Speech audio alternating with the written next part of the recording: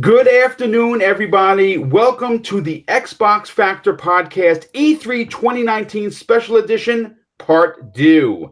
I got a lot of requests from most of the fans of the show. Unfortunately, due to my getting into FanFest, I couldn't put on a 3-hour show, which of course we had no problem doing. I was pressed for time in the last episode, so we're going to kind of go over a lot of stuff that I had to kind of take out at the last minute because, of course, like I said, I was pressed for time. I want to first say thank you to my panel members, two of which just jumped in at the last minute to bail us out. So Shady, unfortunately, had a family emergency he had to go handle, which of course we wish him and his cat, which is what the family emergency was, the best of wishes, and of course my normal partner, the British gamer, as known as the Welsh gamer, could not be here. So I have these esteemed panel members, and I'm going to start off with, Zemi. First of all, Zemi, I want to thank you for being here. I know that you get excited every time that we're going to talk about Xbox, and that you have, that's your passion. That's what you enjoy. So thanks for being here, dude. I really appreciate it. Absolutely. Thank you so much for throwing out the invite, and super happy to be here because the last show we did have to cut it a little bit short just because there wasn't enough time, but there's so much Xbox news. We just had to make a second show, and I'm super excited to talk about it. So thank you so much. Yeah, well, great to have you as always. It's great to have someone passionate like you. And I'm gonna go over to Tempest Sun. First of all, dude, I hit you up. Literally, the bat signal went up, and you and of course Enrique jumped in. You swung in like the dynamic duo. Thanks for being here. And how the heck have you been enjoying E3? It's information overload, man. But no, I've been enjoying it. It's always, you scroll through your little YouTube list and just video after video. Some of it's the same stuff, but it's always like the coolest time of the year if you're a gamer. So a lot of information to go through, and I enjoy being on your shows, dude. So thank you for the invite. Nice treat. Listen, dude, you're a paraprofessional. I love having you on here. You're always dependable. You're a passionate gamer. You enjoy your things. So, I mean, listen, it's always great to have you. And, of course, Enrique from Basement Radio Arcade Podcast. Dude, thank you so much for being here. Again, you answered the call literally seconds before the show went live, and I can't thank you enough. How the heck are you? How you doing? And more importantly, how have you been enjoying E3 2019? Well, Boom, hey, man, anytime, man. I'm glad I had some time to come in and jump in the last minute, help out. But anytime, man, my pleasure. E3 has been wonderful, man. I've been really looking forward to, or I've enjoyed a lot of the game announcements, and I think 2020 looks pretty stacked in terms of game releases. So, yeah, it's been a great E3. I've enjoyed it, and looking forward to talking about some video game-related news with you guys and everything E3. So, thanks, man. Appreciate it. Yeah, well, listen, again, thanks for being here. I do really appreciate it. And listen, I kind of want to open up the show with the Xbox Fan Fest event that I was extremely blessed to get into. Obviously you've seen him in the chat many times before. He's here at E3. We hung out for about a couple of hours. We took a lot of pictures together. Gotham guy stepped up in a big way. Like I explained the last show, his +1 unfortunately was injured, and he had to pull out the last minute. We have Gaming Forte. What's going on, dude? I sent him an invite, and here he is.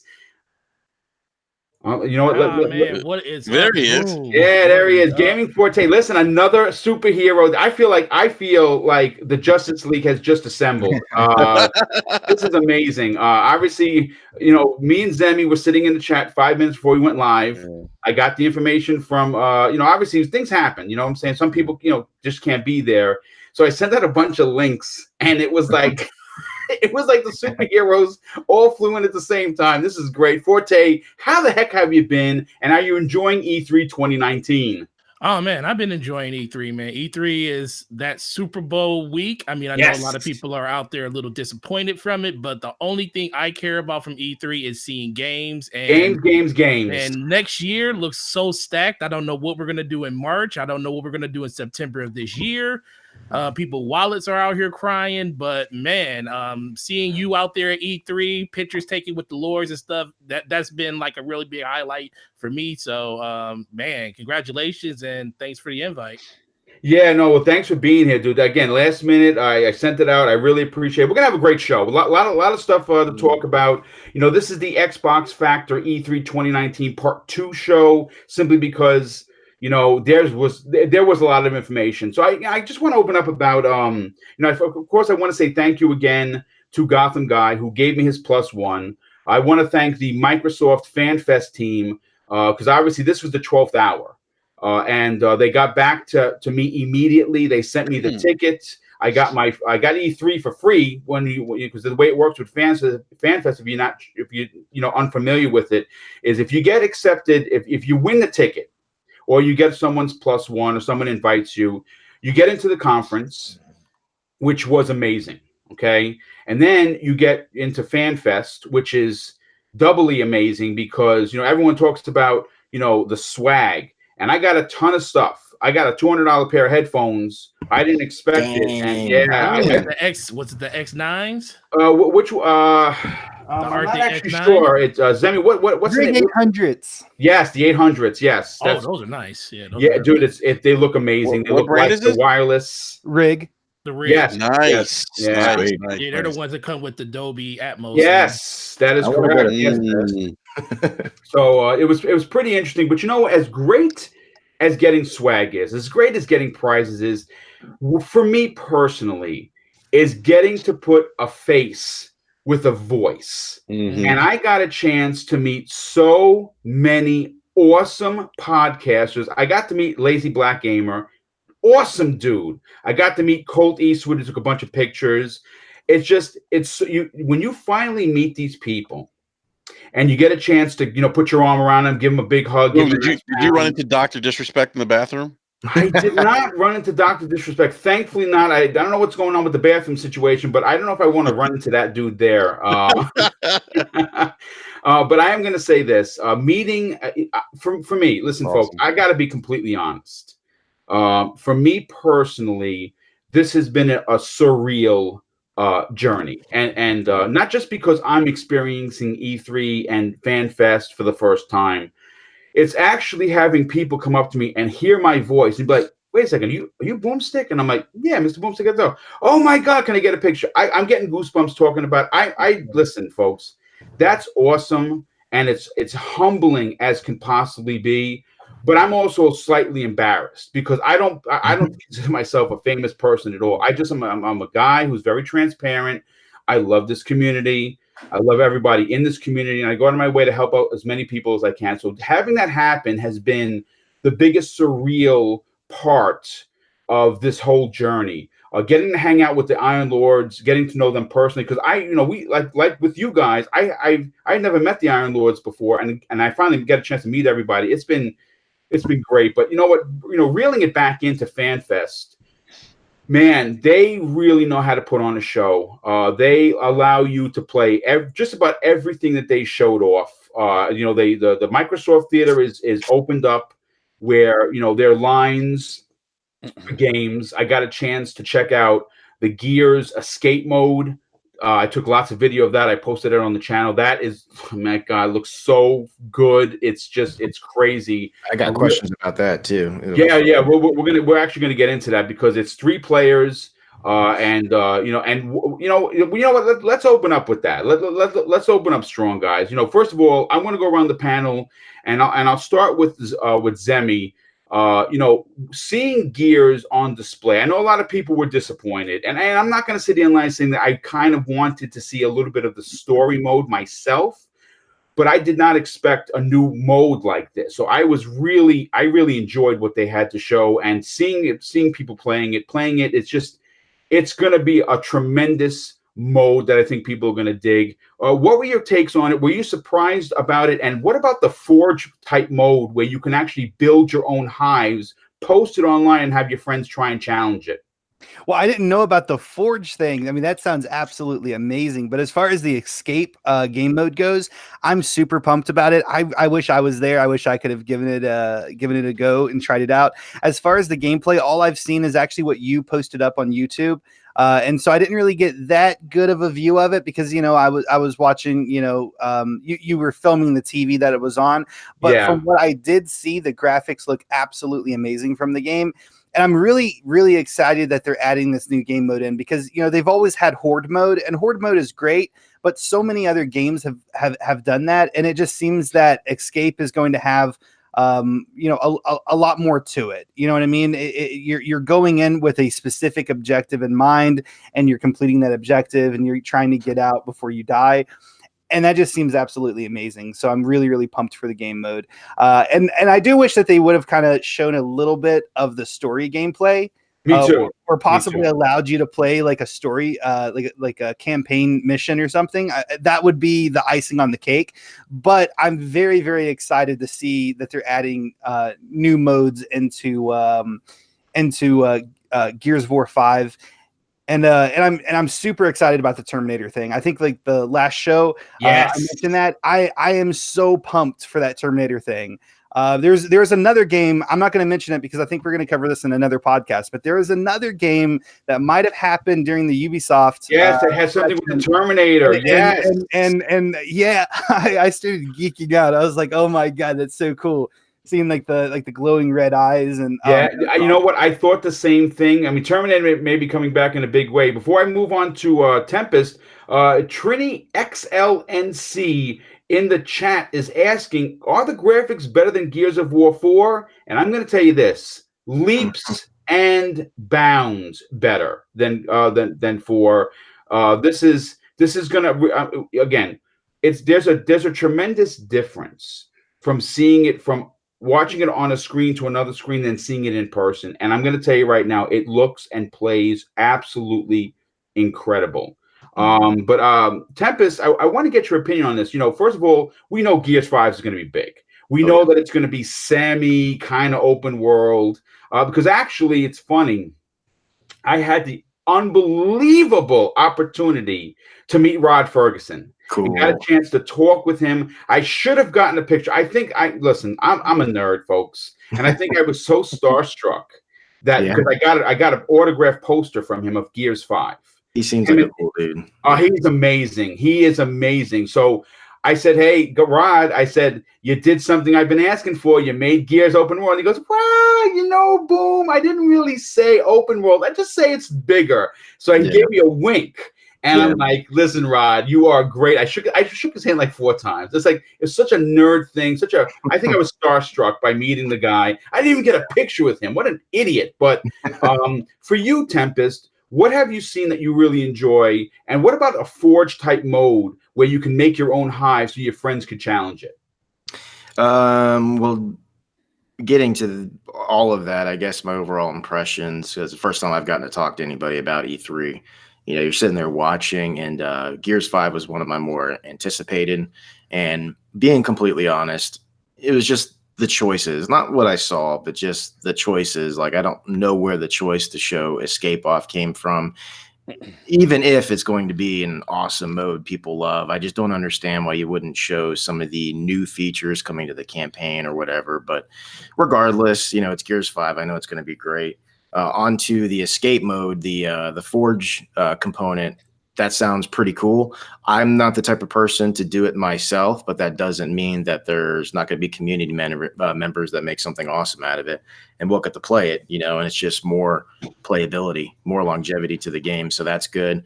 My observation is it seems like they took the gameplay in, if it was an 8, it's now an 11. Like it looks faster. And I mean, am I wrong on that, or is the game just more snappy? No, I mean they move quick. They move super quick, dude. It's unbelievable actually how quick they move. That's a great point. No one's really talked about that. You know, usually when you play Gears, these are big hulking masses of men and women, right? They're in big armor, they're carrying big weapons, and it's sometimes if you're not roadie running, it seems a little kind of like sluggish, clunky. This over here, it moves smooth as butter, dude. Yeah, it was the speed. It was also the new melee options. It looked like the use of items. The one dude had a shield. So overall, just what my eyes fixated on immediately was just it looked like just a faster, more aggressive like experience, and that had me super excited. Again, if seeing just, some footage of somebody else taking footage of a screen, it's like footage of footage, Right, Like, right. if that got me excited, it's why couldn't they just show some of that on the stage? I'll never understand that. I mean, I'm not in charge, but I don't see why they didn't do that, because if it got me so excited, it instantly popped out to me how much quicker the game looked. And to me, that's a good thing, so I don't know. It looks extremely interesting. Seeing the little bit of footage I did see of the gameplay, I'm extremely excited. I love Gears, and September's, it should be now. Yeah, no, I agree with you. I think everyone's going to be really happy. I'm going to be honest with you in regards to collector's edition. It gets a big 4 out of 10 for me. I don't need a drone. Yeah. I'm going to be 49 years old, but if you were to give me like a Kate statue or something, I would have jumped all over that. Yeah. But that was not in fact the case. So I'm just going to get. Well, I'm getting the ultimate edition. I think everyone's going to do that again. Real quick, I'm just going to just stop the Gears talk for a second. Just throw this out there. I'm telling you, folks, listen to me. If you have Game Pass and you have months and months and months built up, I think they're running deals for it right now. Start stacking your Game Pass and then get the ultimate Game Pass for $1. Why? Boom. Why do you do that? Because it converts all of your prior regular Game Pass up to 36 months to Ultimate Game Pass. And the first game you're going to get the Ultimate Package, which gives you playability 4 days before. The $100 edition is going to be Gears 5. Yeah. So definitely jump on that. Enrique, I want to go to you, dude, because we haven't had a chance to talk actually since the last time I was either on your show or you were on mine.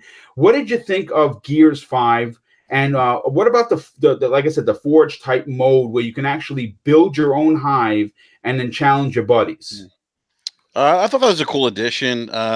Some of the newer multiplayer aspects of the game, like Escape and the Forge, I thought that was really cool. I think it just gives gamers, especially that, I think that particular group of gamers that are really into Gears multiplayer, just gives them another tool, another type of experience that they can enjoy with their friends. It's not something that I'm probably going to get into just because I don't have the time to do so. But I do like that the escape mode was what really kind of like grabbed my attention. I was like, okay, this is cool because this is something other different than or different other than just another horde mode. And the player, someone said earlier, the player movement, the game actually looks much smoother. So I'm glad you answered that question, Boo, because I was like, this game looks much smoother than the previous one. And it looked pretty good. Someone said in the chat, I believe it was Trini, said that the game was running at possibly 60 FPS, and I want to say that I'm almost positive that the whole game is running in 4K 60. Yeah, it's supposed to be 4K 60 locked. That's what they're saying. So that's what it looked like that. Yeah. Now the only thing that I was disappointed in, and I'm sure you've heard this from other people, is that they didn't show any gameplay footage from. Dude, I'm right there with you. I single agree player, with you. And we don't know what the story, really is about, other than kind of Kate having some kind of manic episode, where we see different characters blurring in and out of her head, I guess. And with the game, it's a September 10th release date. Yes, September 10th. I would have liked to seen some more some of the gameplay footage from the campaign, and I was really surprised they didn't talk about it. And it's actually kind of concerns me a little bit because I'm hoping that I'm hoping the campaign is good, because I feel like I know that Gears is known for strong, great multiplayer, but the campaign has always been kind of its bread and butter as well. Like it's one of those games that's always offered strong single player campaign, and strong multiplayer. So I'm not saying the campaign is going to be bad, but I always get concerned when we get close to release dates and developers are hesitant to show certain aspects of a game. That always worries me a little bit. So I mean, you know what? I'm going to be honest with you. I see what you're saying, and I actually that's a great point. I thought that being that September is not that far away, folks. September 10th is right around the corner. That we were going to get some actual story mission something. And from what I understand, we're going to be getting something else in July and then something else in August. So I think they're piecemealing it out. Again, I'm not making any excuses because I said it right. I mean, anyone that you can quote me on it, I was disappointed. I wanted to see some of the open world. I'm not going to lie. Yeah, you could still. I mean, you could still show. They could have done both. Here's my thing. I think they could have done both. Then, in like another Inside Xbox, they could have added some more. They could have given us some more info in the campaign, and then at Gamescom, have people actually open up the campaign or pieces of the campaign to the public to play. But no one, from my understanding, I don't even think it's been shown behind doors at E3. I could be wrong, but I haven't heard that. Yeah, if I may, real quick, I don't really know if this is just my feeling. I don't even know if they're so much like afraid to show it. I think I'm hoping, but I'm thinking they're trying to go for something so different that they might want to hold on to as much as they possibly can. And by showing multiplayer, at least you get a feel for like what I was talking about, the movement, the speed, the gameplay, things of that nature. But we all have speculation about what Kate is going through. They might really do something interesting with that, or not. Who knows? I'm hoping that they just want to hold on to the story beats for as long as they can. Yeah, but my thing is this: E3 is like one of the biggest shows, or probably the biggest trade show for the industry, and I feel like this is a big tentpole title for Microsoft. Your three biggest tentpole titles right now are Halo, Forza, and Gears, and I'm just really surprised. It really kind of caught me off guard, and as a fan, I gotta say I was disappointed. I was disappointed not to see that. Now I hope that 2 months from now we circle back and have this conversation and say, oh wow, that was awesome. Now I kind of understand why they're holding it back. I hope that's the case. But anytime that a developer holds back on sharing a certain aspect of a game, that just always concerns me for some reason. I always feel like, maybe there's something. I mean, I agree. I'm always nervous simply because, like you said, what are they holding back? Right? Yeah, I feel like if it's good, like if it's awesome, then they're probably like, "Oh my god, we got to show this." I could be wrong. I'm just saying, like, that's just my take on this. Like, if it's if it's awesome, if it's like game breaking, if it breaks the mold and it works well, why not show it at E3? Well, you are right, but it was already awesome a year ago. So it's like, you are right though. It's like, why wouldn't you want to show just even a little bit more of what they've already shown us? Yeah, I feel with Gears 4 they showed even more. I could be mistaken. I got to go back, but I feel like maybe they even showed more of the campaign. They did initially. They did. So yeah. So I don't know. I mean, Boom. That if you run into Rod, man, that might be a good question to ask him. Hey, Rod, what's going on with the campaign, brother? Like, you know what? I'm like I said. I didn't ask. I was like I said. I was a bit starstruck because I really do like Rod Ferguson, and I kind of did. I kind of got nerded out. It's just embarrassing, you know what I'm saying? But I did get a Gears 5 poster signed by him and the devs. The dev nice team, man, freaking amazing. Yeah, I got a chance to meet the dev team from Ninja Theory. They signed a poster. The awesome, Halo team I didn't get to in time, which I was I was really punching myself in the face. Shame. Was Shannon Loftus there, by the way? She was not. I did not see her, but I have a theory about that, by the way. They probably tucked her away. I want you to know that they probably tucked her away because of that whole Twitter thing. Yeah. Right before E3, the last thing you want is bad PR, and that was pretty bad PR. You can have your left wing, right wing, center wing opinion, but you can't say call people names. You know what I'm saying? Like that's rude. And considering that she is a super high executive, and it doesn't really look good. But you know what? Forget Shannon Loftus. Whatever. Her opinion is her opinion. Thanks, dude, Enrique. You really broke it down. That was great. And of course, Gaming Forte. What is your thoughts of Gears, the new Forge mode, and were you impressed with the movement speed like everybody else? Oh yeah, I always felt like the one thing Gears could definitely get better at is just the movement overall. Being a person that plays a lot of first person type shooters, it looks like It looks like a really great step in evolution. It's not really too much more that I feel like they can change in Gears other than, making it a completely different game. And the one thing about that multiplayer, that's the one thing that people love the most, and you don't want to change too much of it. But I believe giving it a little bit more speed, give it a little bit more maneuverability, I think people will enjoy that a lot.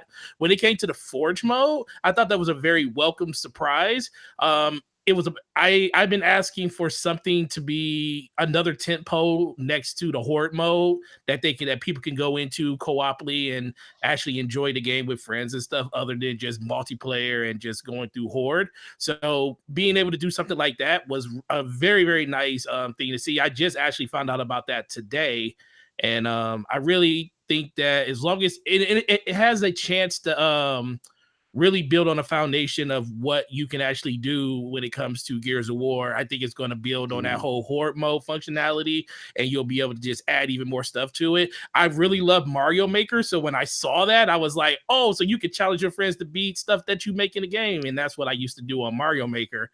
So seeing something like that in a game like Gears, a third-person cover shooter, I think is a really good thing.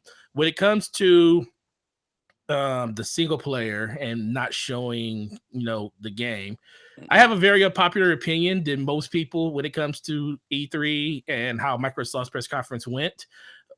Gears of War is the one thing that I kind of agree with most people on, because of all the games that you didn't show gameplay for, this is the one you should have, just because it's right around the corner.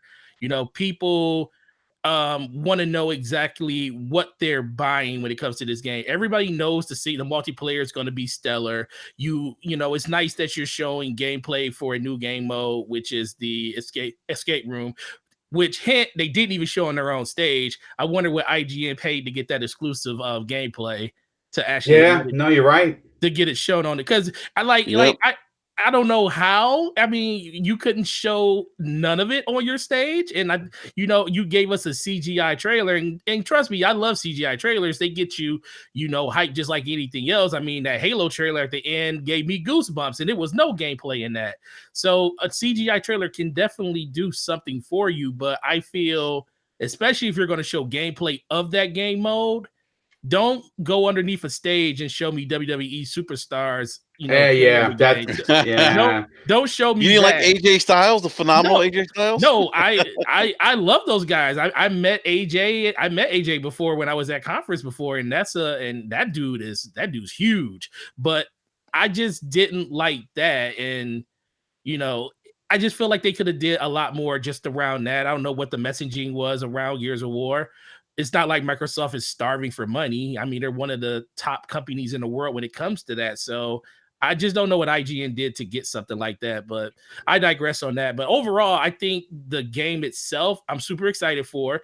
I already did my $1 for Game Pass. I got 29 months of Game Pass Ultimate, and I loved how they announced that if you have Game Pass Ultimate, you get the Ultimate Edition versions of all those games as an added bonus for free. And and if people don't know what those are the ones that come with all the DLC. Yes, so the Ultimate Editions. That is correct. They also give you the 4 days early play. 4-day early access. So when Forza comes out with that new DLC, you automatically get it because you're an Ultimate member. So an extra $5 a month is a steal for that. But you get access to the PC Game Pass. Yes, too. Great point, Enrique. It's like the best value out there. I think it is. It's by far the best value. So I think they knocked it out of the park when it came to just the overall message of what Gears of War is. I just wish they would have did a little bit more in celebrating the gameplay, because I think that's what people wanted to see the most. It's so up in the air when it comes to what kind of game is this going to be. We know it's going to be a cover-based shooter, but is it going to be an open world one? Is it going to be more of a story base? Are we going to be dealing with psychosis when it comes to Kate and the way that she's having these emotions? Because that opening cinematic with her basically going through the motions kind of opened up more questions than answer any. So I wish they would have kind of dived a little bit deeper into that. But like we just said, though, they're probably holding on to a lot of that stuff because the story is something that a lot of people are interested in, and they might be changing a lot of it, especially the way that they're telling it to the gamer when it comes out. Yeah, no, I think we're going to have a game that is going to do very well with reviewers, both on the media as well as the gamer side. I think it's going to be the ride already confirmed it's the biggest Gears they've ever put together. Listen, I understand they want to save some surprises. I totally get that. In regards to Kate, if you remember the 2018 trailer, she turned the gun on Dell. Mm-hmm. Now, I don't know what's going to happen, how far in the game that was, but she's definitely struggling with something. And it's going to be interesting. And that's funny. A lot of people talked about this very early last year, and on many shows talking about, what if she becomes the bad guy or the bad girl? What do we do? It's going to be very interesting to see where they take it. But, I kind of want to move on to the next topic because, there has been... Look, let me tell you something. As a YouTuber, as someone who really puts in a lot of work, I feel very responsible in the message that I put out there. Mm-hmm. And I'm not shouting at anybody in particular. Everyone is entitled to their opinion. Even if I don't agree with it, I will still watch your stuff, and I will still give you a like because everyone is entitled to their opinion. But what kind of aggravated with me, with what we're going to talk about next is the Phil Spencer comment while up on stage. And his exact quote was, "It's the most powerful console we've ever built," meaning Microsoft, meaning it's going to be a powerhouse.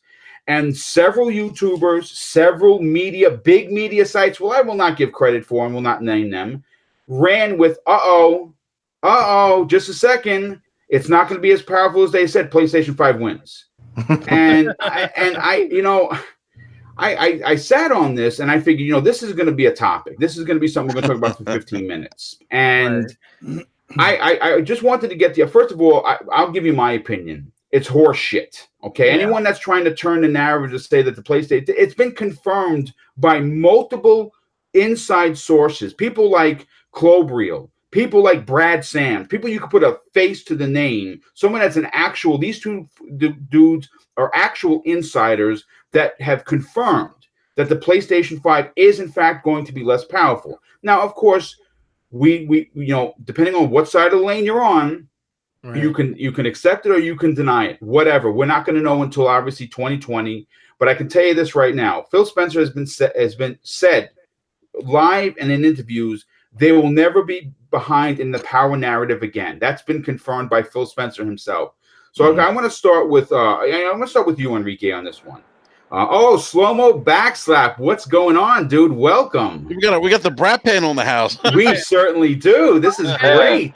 I like this. Let's go. Hey, how's it going, guys? How's it going?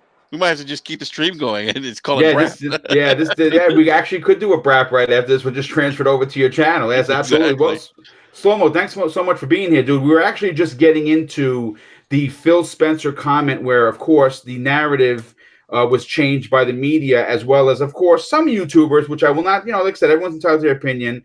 And I said that his statement was very simple. It's the most powerful console we've ever built. And of course, people started with wait just a second now, PlayStation 5 is going to win because they're still saying it's not as powerful, which I thought was ridiculous. So, Enrique, I want to get your opinion on this. When he was up on stage and he's saying it's the most powerful console we've ever built, they've confirmed it's 4 times more powerful than the X, which is ridiculous. Mm-hmm. When you heard his comment, did you think, the PlayStation 5 won?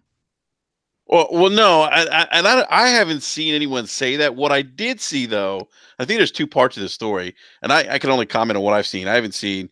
I'm sure there's probably fanboys like, PlayStation 5 won. That means we won. I mean, it's like, okay, I haven't seen any YouTubers say that or media, but I did see some media reports saying that that there have been some like leaks, and there was another guy on Twitter who said, and I've heard this too, that the PS5 dev kits are more powerful than the Xbox Project Scarlet dev kits. Now, those aren't final specs. It's not the final product, so we don't know what you know, what the specs, the final specs are going to be like when both of those consoles releases. But I think that's where some of this is coming from, because some developers have leaked out that the PlayStation 5 dev kit is stronger. I've heard that for some other folks. Yeah, but if you know what's crazy is that if you're in the business that we're in, like we're podcasters, right? We're content creators. Yeah. It's common knowledge to know that the dev kits are sometimes 2 times more powerful exactly than the regular console system, because the devs need the roof raised so they can push the envelope. Yeah, that's what I'm saying. So no one really knows. I mean, you know, I think one thing we can bet on is the architecture is going to be the same. There's probably going to be certain aspects that one console does better than the other, vice versa. But you know, it's too early to even say. I will say this though, it is interesting though, and I pointed this out on my Brap rant yesterday. I often have issues with Microsoft with their messaging. Yeah, I agree. Yes, their messaging is terrible. Because you know they have basically put themselves in a position where Phil said we're not going to lose that power, the crown anymore, that power crown, and now he's saying this is the most powerful console we've ever made. They're not saying, hey, we're going to have the most powerful console. And I think that's kind of what people are thinking, or kind of thinking about too, and kind of processing in their brains. Like, wait a minute, like, you know, what we heard, you're not going to give up the crown.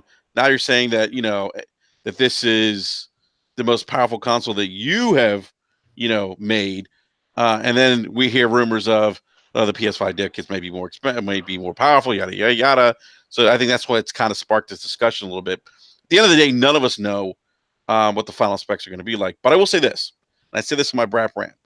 If Microsoft doesn't have the most powerful console next generation, then Phil Spencer's he's gonna have to eat those words. And it's another example. It's gonna be a big problem. Yeah, but that's and I just wish sometimes, and I said this in my rant, I wish sometimes Microsoft would just not say anything like that, not overhype, and just say, hey, you know what, guys, we're building a powerful game console that's focused on giving gamers a great experience. We've got all these studios working on new content. We can't wait to talk about it next year, or when, you know, or when we unveil it, or whatever. And that's it. That's all you gotta say. That's all you gotta say. This whole, we're never gonna give up the crown again, because if you do, you know, Enrique, I don't mean to cut you off. What you're saying is accurate, is correct, and that's what they should have said. But since the cat's already out the bag, they didn't say that. No, I know, they already said that, we're never going to lose that power narrative again. Well, Mr. Deep Pockets, Mr. $1 trillion company, Mr.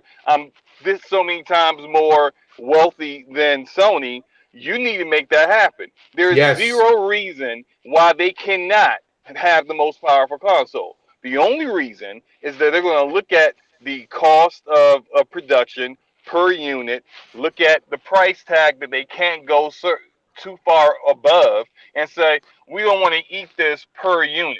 But you should never ran your mouth. So if you're going to jump out there and say we're going to be the most powerful console, you better damn well be the most powerful console. And if Sony goes, or you are, well, we're going to make sure that we're going to make the most powerful system that we can possibly make for $500. If you got to go $150 to $200 as that you're eating per unit initially at launch, well, $1 trillion corporation that's the richest company in the world, do it. Yeah, I agree. That's a great dude. I have to congratulate you on that point, because I said that from the beginning. I think that's a tremendous point. Listen, the thing is this: they released this console at $599, and it's not like leaps and bounds better than the PS5. They're in trouble. Mad trouble. And boom, you remember last generation? Sony at the 11th hour changed. Yes. They changed the specs of the PS4. Yes. To include what was it? I forget the memory they went with instead of what they had the DDR3. Yeah, DDR3. They went with They went with 5, and so at the last minute they did that, and people didn't think they could do it because of the cost, and they did it. They pulled it off somehow. So I always say, don't underestimate Sony. No, I don't think this is their bread and butter. And I just wish Microsoft wouldn't say things like that. Like, I feel like a lot of the times they say things, and then it's because it's like, it goes back to like 2013, the messaging issue they've had. Like, just keep your mouth shut and just put out a good product and just focus on making games, and that's it. That's all you gotta say. Let your games do the talking for you. Yes, Have that's you a great guys point. already spoke about the whole the other messaging No, issue no, no, with but it's Lockhart? no, we have not spoken about that yet. Okay, because yeah, that's another messaging issue where last year they said consoles, and then everyone was like, okay, there's two consoles. Then all these rumors came out about Anaconda and Lockhart. You know, that one's going to be the high-end premium, the other one's going to be a more cost-efficient alternative. And then there's Phil in an interview with the Vergs saying when they were like, well, tell us what Project Stadia is. Is it one console? Is it a high end? Is it like Xbox One where there's a high end and mid level and a cheaper option? And then Phil's answer is Project Scarlet's one console. We're talking about this particular console and this specialization, and that's it. Like, it's vague and it doesn't actually answer the question, but it does give the insinuation that there's no Lockhart. Like, what's going on here? Like, why are you confusing everyone with your messaging, even to the point where the gaming media is asking questions like, "Well, can you explain this? Can you explain that? What does this mean?" In that same interview, they asked him about xCloud, and he explains that xCloud and console streaming are two different things, and that one is free, and the other one might be a paid subscription. Well, why did you mention console streaming when you announced xCloud as if it was the same damn thing? No, Like, you know what, I see exactly what you mean. See, what I'm assuming, and again, I'm just in the dark as anybody else.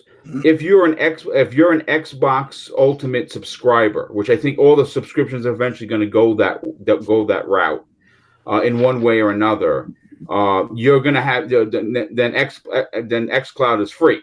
I think that if you're trying to play xCloud games, and you're not an Xbox Live subscriber, maybe that's what they mean. But again, I have absolutely no idea. But I want to just continue with this conversation, and I want to go to Forte on this one.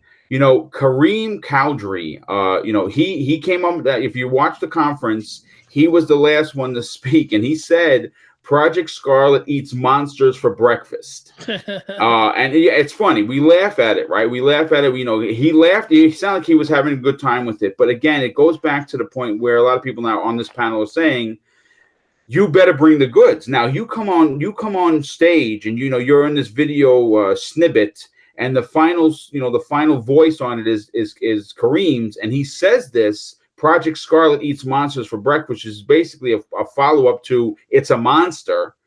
You're gonna have to bring bring the goods, so to speak. You know, do you think that Microsoft is in fact going to bring the goods? Okay, so I can't disagree with your guys' opinion on about the messaging for Microsoft, because that's the one thing that they had an issue with pretty much this whole generation is just people do not, even the people that are informed like we are, don't understand some of the messaging and the different things that they're actually going after when they're talking about this in their community with the public and stuff. I think Microsoft is trying to double down on just the one system. That's why I don't think they're talking about Lockhart right now. I think when it comes to this whole they have to bring it this next generation. I think they have to do something. They can't allow Sony to have a power crown again. No, they can't. They can't afford it. No, they cannot. Right after you said, "Hey, Forte, can I chime in real quick?" Again. Yeah, go ahead. Well, the thing is, the power crown. I actually think they'd be okay, even if they will be okay. But because they said they would never give up that crown, I think that just magnifies that fact. Yeah. Yeah, and that's what I was about to get into. It's like, oh man, it's like they're doomed to keep repeating the issues and stuff that set them back in 2013. It's not nowhere near as severe, But this is how that all started, messaging. And how are you going to, let everybody know exactly what they're getting from this system? I told everybody I loved Microsoft's press conference. The one thing I didn't like about it was the fact that they didn't give me a reason to buy a box. And this doesn't help it. We don't like you're telling your whole community that we're going to be the most powerful. If you want the most powerful system, if you want to play your games on the best console and have the best graphic fidelity that you're going to have, you want to buy an Xbox. Well, they haven't really convinced a lot of people of that. And that's why I believe they need to have that they need to have that narrative. They have to have that narrative just because they said it. And just because we know, even though, yes, not xCloud, yes, we're going to be able to play all of these games on different platforms. You'll be able to play them on PC. It's the most consumer-friendly thing you can ever do. That might be fine for people like me that don't mind playing on my PC and playing these games over there. But there's a lot of people that are only console gamers. And basically what you're telling them without telling them is, well, you don't have to get the new system because it might not be the most powerful thing ever because you still already have you still have your X. But we are going to make it a little bit stronger. It just might not be as strong as the PS5. And I'm tend to almost believe that, yes, dev kits are two to 3 times stronger, but where there's smoke, there's fire. Most people don't. It is multiple sources that basically say that this is kind of the case. Is it going to be substantially better? More than likely not. Is both systems going to probably run at pretty much the same frame rate and resolution and all that other stuff? Going to have the same load They'll time? have ray tracing. They'll run 4K 60 boxes. They're both going to still have the same thing. But guess what? I don't think it's going to be a night and day situation. It's not going to be a night and day. But guess what? We're going to go back to that situation where everybody is like, Digital Foundry, tell me what you got.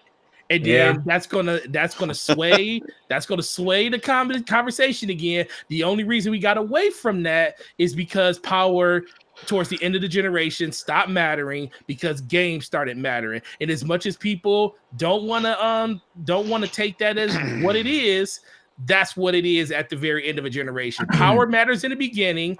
End of the generation, middle of generation. Games. Yeah, at the end of the day, that's a great point, dude. At the end of the day, isn't it really all about the games? Absolutely. It's all it's about. These boxes are going to do what they're going to do. I still think Microsoft. Let me just say this. First of all, Zemi, I want to get your opinion on this. What Sony did last generation was they pulled a Fugazi on Microsoft. Microsoft, they just effed up. There's no doubt about it. They made us have to buy the Kinect. It had the the RAM that was a 3 as opposed to the Sony's 5. That was power narrative, right out of that 4 and $100 cheaper. And the from what I hear, again, this is I'm never going to know until someone writes a book. The PS4 at launch was $499 with the camera. They pulled that out of the box to make it $399. And of course, generation was a generation. Now we're hearing different things about what Phil is saying. His messaging it's as usual, just been very, very confusing, to be honest. But if I were Microsoft, I wouldn't go first next year. I would go the day after Sony. Whatever day that they go, I would go after. And then once they announce the price of the PS5, I'm dropping it $100. Even if Microsoft, and I want to just allude to what Slow-Mo said, they're $1 trillion company. They can afford to take the loss per console. No one wants to lose on the console, but that's how you win with the console. You take a L and then you get a W because people are like, whoa, hold on a second. The PlayStation 5 is $499. Boom, can I chime in real quick? Yes, please. I know that Microsoft's $1 trillion company, but we got to remember something. Those departments, each department within Microsoft has a budget. Yes, that is correct. So, it isn't necessarily Xbox that has $1 trillion. I think that's a... No. I see what you're saying. It's a misconception with the actual Xbox division having $1 trillion in the pocket. But as a corporation, Phil is the right hand of Nadal, and he can say, listen, we really want to kind of just hit a home run on the first time at bat. You know what I'm saying? You know, get them on their heels. And I think that, you know, that's the way you do it. Even if you drop it $50, I don't care if it's $25. If it's a cheaper price than the PS5, you get people talking. You know what I'm saying? So I don't know. So Zemi, what are your thoughts on this overall in regards to his statements? Are you confused by the messaging of Microsoft's next console? No, I don't. I'm not really confused at all. And to touch on the point of the Lockhart, I think leaving that out of E3 this year was very much intentional. Xbox is doing a tremendous amount of things. They're doing a lot of things. They're really pushing the envelope, similar to how they did, you know, at the very beginning of this generation. You know, a lot of the things that Xbox was pushing for at the very beginning of this generation, everyone was screaming no, and then it ended up that, you know, a lot of people are okay with what they wanted to do. Obviously, you know, the online connectivity, no one's okay with that, you know, and other certain things people are not okay with. But, you know, the market is transferred and the industry is transformed a lot. But I think that they intentionally left out the Lockhart because they don't want to be seen as a 100% different company. They still want to identify with their core fan base, and I think that they're leaving the Lockhart until next year's E3, and then, you know, whenever they show off the main console, you know, for $500 or $400 or whatever it costs, and then they're also going to have the Lockhart on the side that's a, you know, a streaming only console that's going to maybe cost you $200-$300, right? I think that that's the main idea that they're doing with the Lockhart. But to touch on base as far as, you know, the power of the console, I could care less. I really could. I don't care if Xbox has the most powerful console. I don't care if PlayStation does. You know, it doesn't matter to me. And I would say for the average consumer, maybe not, you know, any of us, you know, that are sitting here talking in the podcast, maybe not even the viewers that are watching, but your average consumer, not hardcore people that are going to go out and buy it day one, but you're just your average casual consumer isn't going to 100% care if they have the most powerful, you know, thing or not. You know, if they did, we would see a lot more people with 4K TVs, right? Right. You know, they care about price. That's what they care about. They care about price, and they care about And where their what friends games play. they can play on it, and what exactly, absolutely. And it's going to be really, really hard for Xbox to be able to outsell PlayStation on consoles. And I don't think it's going to happen. I mean, PlayStation has sold roughly 90 million. Xbox has sold only 30 million. There's a lot of reasons why PlayStation has sold so many more. You know, big reason, PR disaster at the very beginning of this generation on Xbox's side. And the games, they had the games. Absolutely. They had the games. They were a lower price, and they sell in more markets than Xbox does. So I don't think that Xbox is going to outsell PlayStation on consoles, and it's not going to be because they have a more powerful console or they don't have a more powerful console. I think it's just going to be that most consumers now identify with PlayStation. Yeah, it's good. That's a really great point. Great point. Yeah, it's a great point. To be honest with you, I don't really think that Xbox or Phil Spencer or any of them really care. You know, if they sell 30 million consoles this generation, just like they did last, I think they'll be perfectly happy, because the game isn't about how many consoles you can sell. It's about how many people you can get on that service.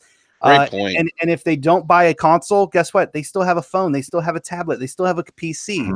You know, they still have other ways to access Xbox Game Pass, Xbox Live through the xCloud, and I think that that's really what they're pushing for. I mean, Phil Spencer, I believe, said in an interview that, you know, it's not about how many consoles you sell; it's about how many games your community is playing. And Xbox is setting themselves up to make a tremendous amount of games for their service. They're very competitive. I mean, PlayStation sees the way that the industry is going. That's why they're deciding to partner with Microsoft and use the Azure servers, use their cloud gaming servers. So I really don't care about the power of the console. I know that a lot of really hardcore gamers do. But for me personally, if I cared about power, I would play on my PC. You know what I mean? Because I can tell you right now, I can play games at such more higher quality if I went out and paid the money for a better computer than I could ever do on probably, you know, the next gen console, and probably the console that's going to follow that one. So I don't think the power matters. I think a lot of it is just Microsoft needs to make sure that their price is competitive with PlayStation, whether it is matching their price or whether it is being $50 or $100 less. And I do understand that they kind of stabbed themselves a little bit, with Phil Spencer coming out there saying that we have the most powerful console. Even if that's not true, as far as the casual consumers go, none of them are even going to know. Right? They're not going to know that Phil Spencer said that this was the most powerful console. They're not even going to care about it. They're going to look at the price and they're going to decide off of that. Yeah, it's a good point, man. I think it's interesting you brought up it's not about selling consoles anymore. I mean, I think if there's any takeaway that I took from E3, from Microsoft's press conference, was that the future for them is Game Pass. and Yes. Yes. We didn't hear too much about xCloud, but Game Pass and xCloud. Well, we're gonna talk about it in a second, guys. I gotta tell you, I'm not gonna. I have to get the rest of the panel's opinion, but xCloud is the real deal, and I'm gonna break down why. Oh, I'm so happy to hear that, dude. It is the real effing deal when I tell you. But you know what?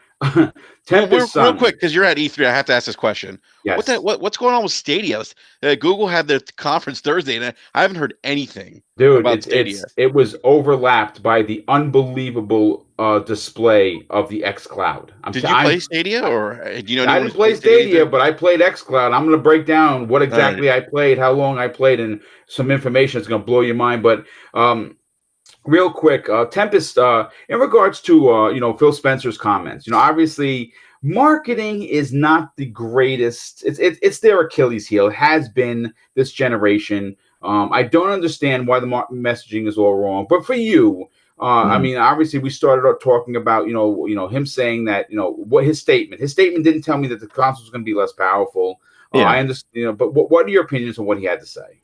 Well, the fact that he said the most powerful console we've ever made, or versus the most powerful console ever made, it's one word, and he's not wrong. It's the most powerful console they've ever made. That's all that means. That doesn't mean, that's not a sly way of saying, oh, Sony beat us. That's not it. And as far, you can tell me and just stop me if I'm wrong, but I've been trying to keep up with this thing. As far as I know, and I know Boom didn't want to drop any names, but as far as I know, this whole thing started because of a woman known as Andrea Sony Renee. Like, her job. Yes. That's a great point, dude. That is her job. She makes a living off of being a pony. It is what it is. So it behooves her to try to spin it however she could. And when people asked her, well, who's telling you this? She said, developers, quote unquote.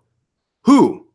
This isn't a crap gamer video, dude. You'll list sources, like come out and say, "Hey, yeah, that's not that's not fair on it." I've been following her for a long. That's not fair to call her that. Well, she can't. And she's reporting. I mean, like, I've heard stuff from devs. A lot of times you can't say stuff from like things that people or developers have told you. I mean, it's never again. Yeah, well, because you'll never get that information again. So it's like, when Jason Schreier reports on, he does his investigative pieces, like on, what was it, Anthem? People from BioWare shared information, but he didn't share who it was. Yeah. Because they'll never. And the same thing with Andrea. Like, she won't get that kind of insight and information because people are sharing things with her that they're not supposed to. They can lose their jobs over her. Well, another thing as well is a lot of those developers are probably under NDA as well, and so if they did share anything, I mean, they would be in some serious legal troubles. That's why she can't say who. So I don't think it's fair to be like, compare her to other YouTubers or anything that. She can't share that information because of NDA. Look, man, there's people out here that don't even hold fucking certain YouTubers to a higher standard. I can't knock somebody that's been in the industry and done stuff like that just because they won't give their source up. I get what you're saying, and I understand what you're saying, but it's at a certain point we need to just realize that people just talk and things just come out of conversation, and if it's true, it's true. That's the one thing I don't understand. Who cares? I understand that Phil Spencer said that we won't use the power narrative. Is it going to stop you from buying the next Xbox? That's all. No, absolutely not. I do have to push back on this. Who cares? Part of it, because a lot of people did care when the One X came out, and a lot of people that's said, because the One X was a and a lot of people thing. said, no, it's still the most powerful console Man, we when had it came out. We had a shit box before, bro. Come on Doesn't now. matter. Oh, I Doesn't wouldn't matter. A call lot it of that people. either. Come on, A Bro, you lot talking of about the people regular said Xbox? that. Yes, Yeah, it I was, wouldn't say bro. A lot of people said that I'm now buying multi-plats on the One X because it's the most powerful system, and I'm gonna get the best Yeah. performance from that. Well, There are going to be casuals who say that as well next gen. We can say, oh, all they care about is price.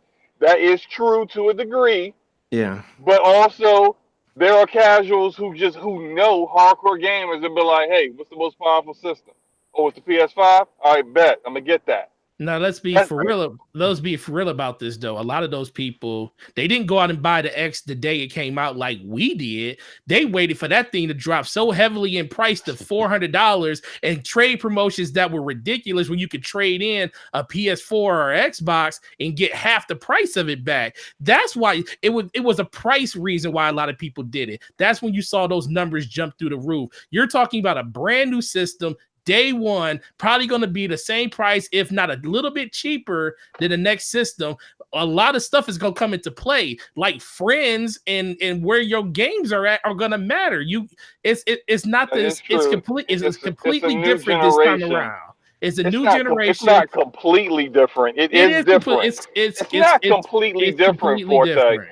It's Okay. not completely different. Here's why it's not. Just because people have libraries now doesn't make it completely different. That just means there's one more reason why someone would decide to not cross to a different platform on next Look, gen, especially now that PS5 is also going to have it's it's a going to be different backwards situation just compatible. because PS4 is backwards compatible now, and they already announced that is going to be a thing. That was not a thing last generation. I don't have to buy an Xbox. I don't have to. But that PS4 Pro it's not garbage. But it's no difference. Like it was like the waste of an upgrade. It's like things that play on a regular PS4 look just as good. On a Pro look just as good on a PS4. You tell me all these games that we bought on Xbox One that would look just as good if we played them I on would an disagree with that, X or Forte. anything like that. That's the reason I think it really does freaking matter. It matters greatly this time around because Microsoft made it matter by saying the things that they said. That's all it comes down to that. Can I finish my original thought? Yeah. I'm Finish sorry. your point, brother. Sorry about that, man. Sorry. It was a Well, rant. I'm not trying to bash Andrea Renee, but like literally, Well, her husband does work for Sony. He does work for Sony, yeah. Okay, so I'm not trying to bash her, but listen, Sunday evening, Phil said what he said. It wasn't till hours later. If he really said something off, people would have caught it like that. It wasn't until she said that, and then she started spinning a narrative. Yes, spinning a narrative, and then right after that, one of our very own insiders, who we love, Brad Sams, literally messaged back based on nothing. So one insider versus another. So who's to believe? But this whole thing started because of that one tweet. So if that wouldn't have happened, we probably wouldn't even be having this conversation. And as far as the information out there, Sony has said stuff about ray tracing, but they've been extremely vague on it. They're probably going to go with the software version, not the hardware version. Exactly. That Microsoft did say hardware accelerated ray tracing. Yes, they did. Great point, dude. That's a great point. So right off the bat, you can't get more 4K You can't get more 60 frames per second. What you can do is you can take a feature like ray tracing and you can take it from low settings to high to ultra settings. And this is probably going to be the difference in the way games look, because I hear ray tracing is a game changer. Would you rather have something emulating ray tracing, or would you rather have something in your box baked in that is capable of dishing it out on the fly? Yeah. Everybody's like, oh, streaming this, I'd rather have the box in my house. Well, I'd rather have my ray tracing inside my console. So right. No, I agree. And I think that's a fantastic point, because no one talks about Sony being vague about ray tracing. They're going to go the software route. Why? It's going to be cheaper rather than have it baked in. But the Microsoft big boy box they've already confirmed that it's the hardware that's going to be running this, not the software. And that's a big deal, folks. And before we just kind of move this along, Sommer, is there anything you'd like to add to this? Hey, Boom, can I add 2 points real quick? No, that's what I'm asking you. Do you have anything you'd like to add? Boom, yeah. that 2 points is going to be 10 points, by the way. Oh, that's okay. Hey, no, Listen, it's 2 points. I it's a promise you 2 conversational points. podcast. Talk away, brother. Well, I wanted to kind of piggyback on what Tempest said about Andrew Renee, and I do, and also what Enrique was saying about sources, and it's true about sources. You don't want to divulge your sources. Jason Schreier never divulges a source, No, which he is never why does. No, he never does. which is why everyone talks to him, and which is why he always is the go-to for all the investigative reports and all the great information that he provides. But there is also something to say about when you come out with information and why you come out with information. And I Thank think you. this is where I can lean on Tempest side, where where if people don't know, there are multiple dev kit versions that come out before the final console comes out. So if and from what we what some people have been saying, that there are at least two versions of dev kits for both consoles that are out there. Now, after the second, rendition or the second edition of dev kits, now she decides to come out and say the PS5 is more powerful than the Project Scarlet console. Well, why weren't you talking, using that, having that same energy with the previous dev kits? Yeah. You know, that kind of, like, why is it now that this information is coming out? Why people do certain things when they do it is also pretty important. And that's all I really wanted to say right there. No, that's a great point. Everyone, listen. This was a great topic. Everyone is passionate about it, and this is going to be something that we're going to be talking about on these shows for until 2020. And I don't think it's going to go away, and it's going to be really interesting. They're going to have to. I mean, maybe they're going to let the console do the work do the talking for them. I think that they just have to do better with getting their messaging, of course. But I'm gonna say this. We're gonna move this to Project xCloud. Now, look, folks.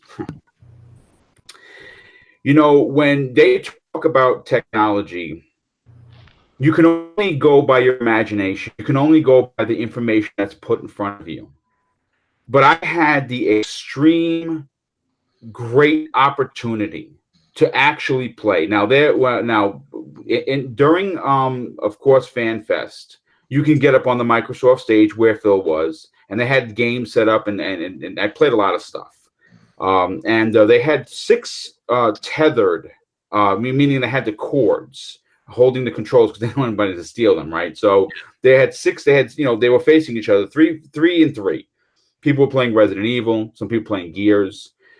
And then I happened to come across. I was with King David, and we came across one of the devs, the actual devs of xCloud, and he's holding the controller with the phone, and he comes up to us and he goes, "Hey, do you want to play?" And I'm like, "Oh my God, yes, of course I want to play." He gives it to me. The best 20 minutes of my life. Okay, okay. So I'm playing Halo 5 on an Xbox One controller with the phone in front of me, no wires, not tethered. And I'm just walking around with it. And the dev I'm asking the questions. So I'm playing it, and I am telling you this right. What moved me to almost my jaw on the floor. He goes, "Hey, just out of curiosity, where do you think the servers are for this?" And I'm like, "Well, I would say, and I don't want to sound like a dummy. I'm not really a big tech guy, but I would imagine they're here." He goes, "Well, you wouldn't sound dumb if you said that. Most people answered that question that way." He goes, "The server that's running this right now is 338 miles away in San Francisco." Okay? Mhm. And I just didn't even know what to say. So I played Halo 5. It was running it appeared to be running at 4K 60. And now when I tell you guys, and I tell the chat, there wasn't a clip, there wasn't a stutter. It was like running it, sitting in front of your TV, running it off the box. It was life-changing, unbelievable for anyone that is a tech head. Now, I'm not the biggest tech head. I just want to play my games.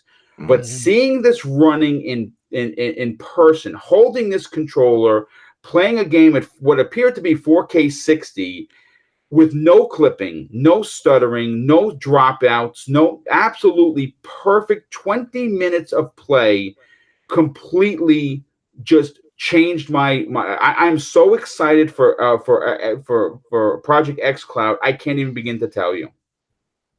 So Yeah. I want to go to I'll start with I'll start with Tempest. Hearing what I'm saying, that coming on, this is firsthand knowledge. I'm not making this up, folks. I actually played it. I have video up. It wasn't I didn't take too much video. I should have taken all 20 minutes, but I got a good chunk of footage up there showing me play. King David also recorded me playing. I'm going to be putting that up on the site a little bit later. Hearing what I'm saying, what are your opinions on xCloud? Dude, I am so honestly, I am so excited for this. I keep mentioning it to people. I keep mentioning it to my wife. I'm like, dude, I can't wait for this because for me, like I play like a game where there's thousands of people playing it. And you can make auction purchases and this and that. But when like I'm at work or somewhere else, it's like, frick, I really wish I could get on. This lets me do that. It just lets me do that.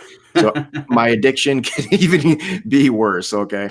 So, I'm extremely excited for it. I had no doubts that it would be good. And this, like the E3 press conference, whatever, it's all had mixed reactions. The only thing that hasn't had a mixed reaction has been this. This has been purely positive. I can't wait to try it. And the narrative, who's going to try this? Excuse me, there's a console out there right now called the Switch, and it is selling like bonkers. And it's handheld. And I got news for you. And I like Sony's, not Sony, Nintendo's first party. But I look at the Switch and it's just sometimes it's disappointing because stuff just doesn't. Some games legitimately, like I'm not trying to be a baby here, but some games legitimately hurt my eyes because the resolution is so crap. I tried playing Doom. It's like what 368p or something like that on that screen. It's like, oh my gosh. So like imagine having your phone or tablet. You could even go bigger than a phone, like tablet, being able to play on a controller and have it look as good as it would almost, or if not as good as a TV, but right in front of you. Like my thought went through my head. I was like, why would I need a Switch besides the first party? I get that. I totally get that. But like, why would I need a Switch, at least for third party? Like they're thinking of porting over The Witcher 3 and The Witcher 3, the first specs, I think it's going to be 720 docked and like 500p or something like that in handheld. I got news for you. If I play that on Project xCloud, it's going to be the full 720, 1080p, whatever your phone's capable of. Yes, that is correct.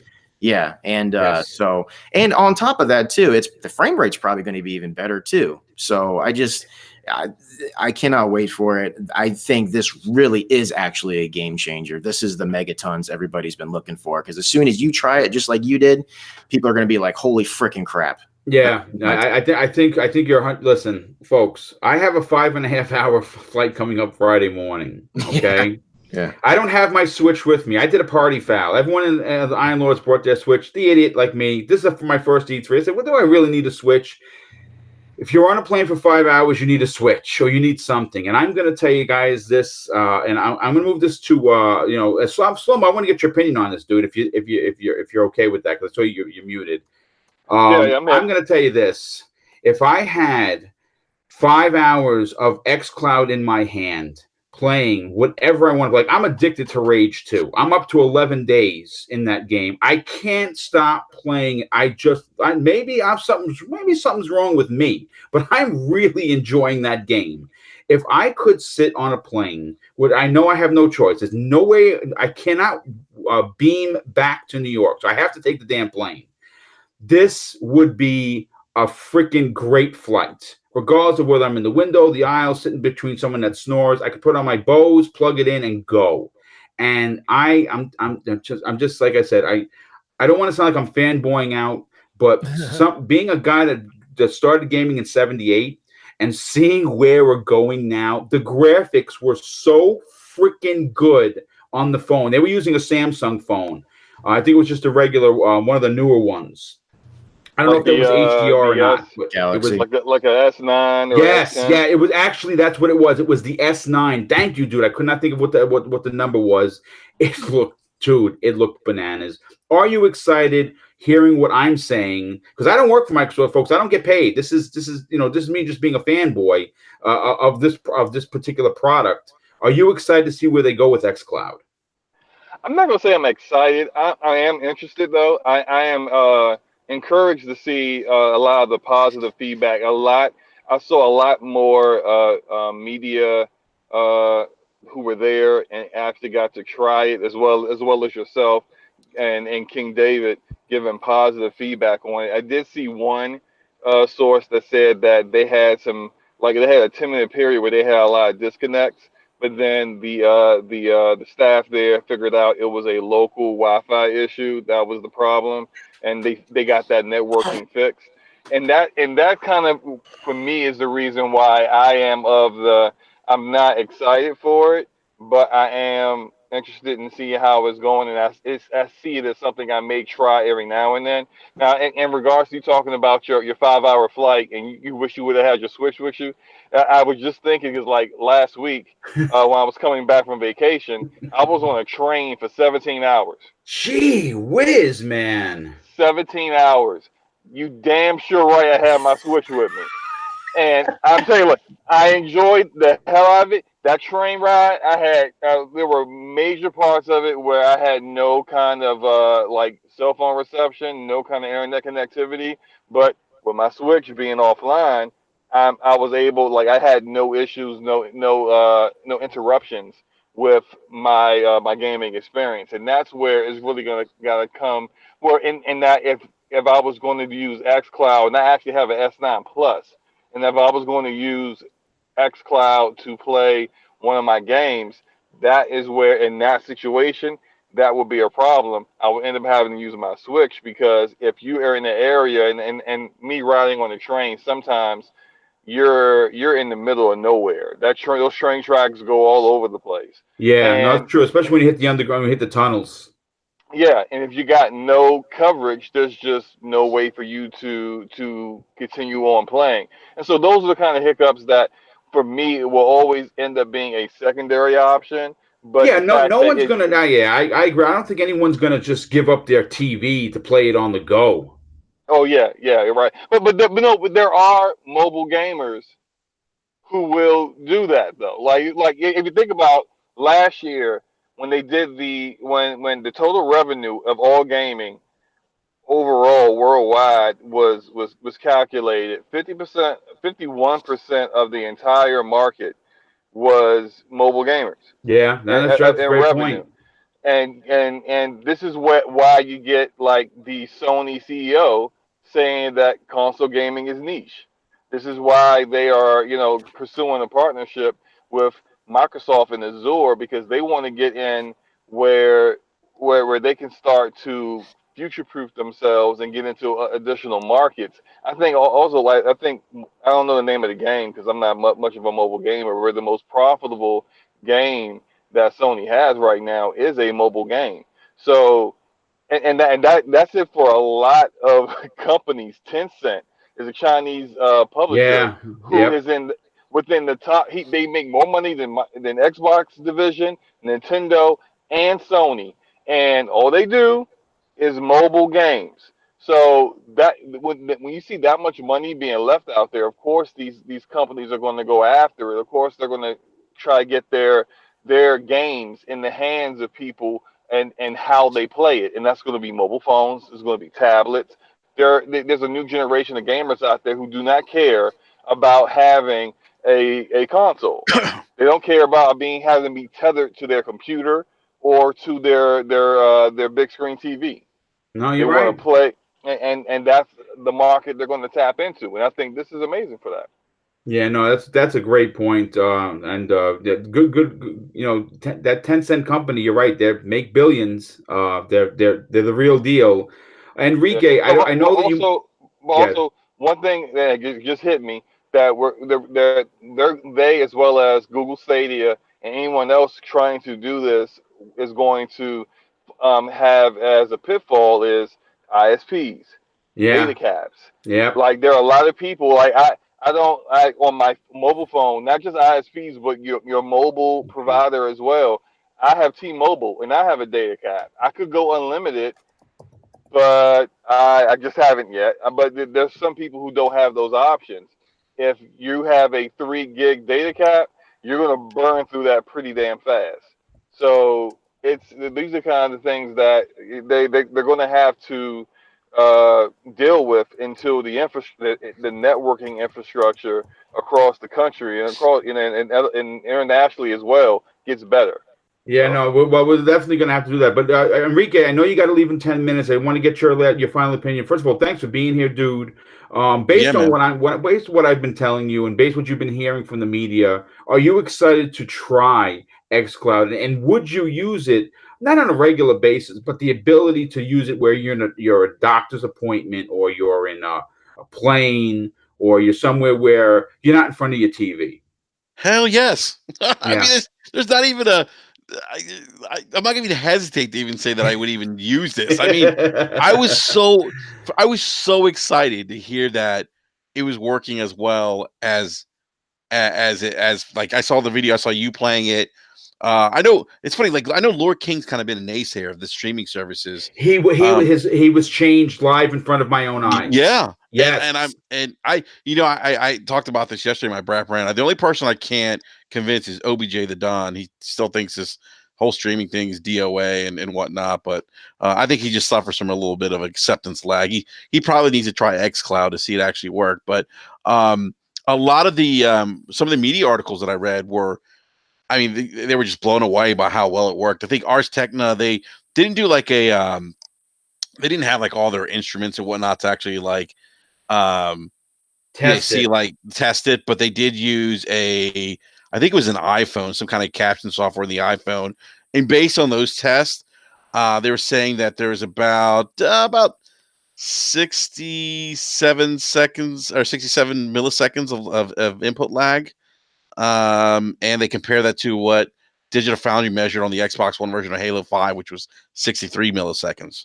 Wow. So, I mean, yeah, when I read that, I was like, what? Now, again, I mean, this is not using, this is using, capture footage or capture software on an iPhone, but still, that's pretty damn impressive, man. And from what I could tell from what the videos you posted, it looked pretty responsive, man. I mean, I'm telling you, I was blown away. Again, folks, this is not me being a fanboy. This is not me being I have to see Microsoft when I support all three consoles. But when I tell you this new tech in my hand worked, it worked like a charm. Yeah, and I tell you what, that's a great first impressions are everything, and obviously we need to see how this works. Like sitting in our homes, but if they can give us this kind of experience at home, I mean, wow. That I've always said this. I think streaming is the future. I said this on my Brap Rant yesterday. I thought that, and do think that Microsoft probably wants to get out of hardware at some point. I mean, why not? Why carry that burden of R&D and all the billions of dollars they put into making these consoles? Why, when you can eliminate that, and now you eliminate a cost barrier, a point of entry for gamers that may have shied away from buying a game console because of the cost associated with it. And now you kind of open up your platform to other gamers who may not have the money or the means to buy these consoles. So I think that's the direction they're going. That was my takeaway, Boom, again from E3 with xCloud and Game Pass. That Well, you know what? this is the direction that they're heading to. Yeah, no, at the end of the day, dude, we all know this, and I think if you don't, then you might be a naive gamer. Software is what sells. Hardware used to be a big deal.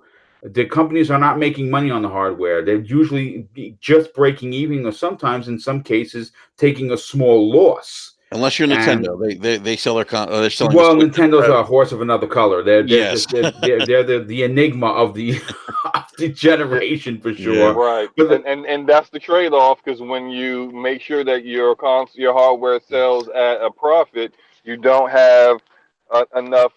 You don't have the specs to be able to run a lot of these current gen games. Yeah, that's why, a great point. That's a freaking fantastic point. But listen, Enrique, I want to thank you for being like a superhero, bailing us out big time. I appreciate my pleasure, Boom, man. the hour that you hung, and I'll definitely be jumping on your show sooner than later to talk about my E3 experiences.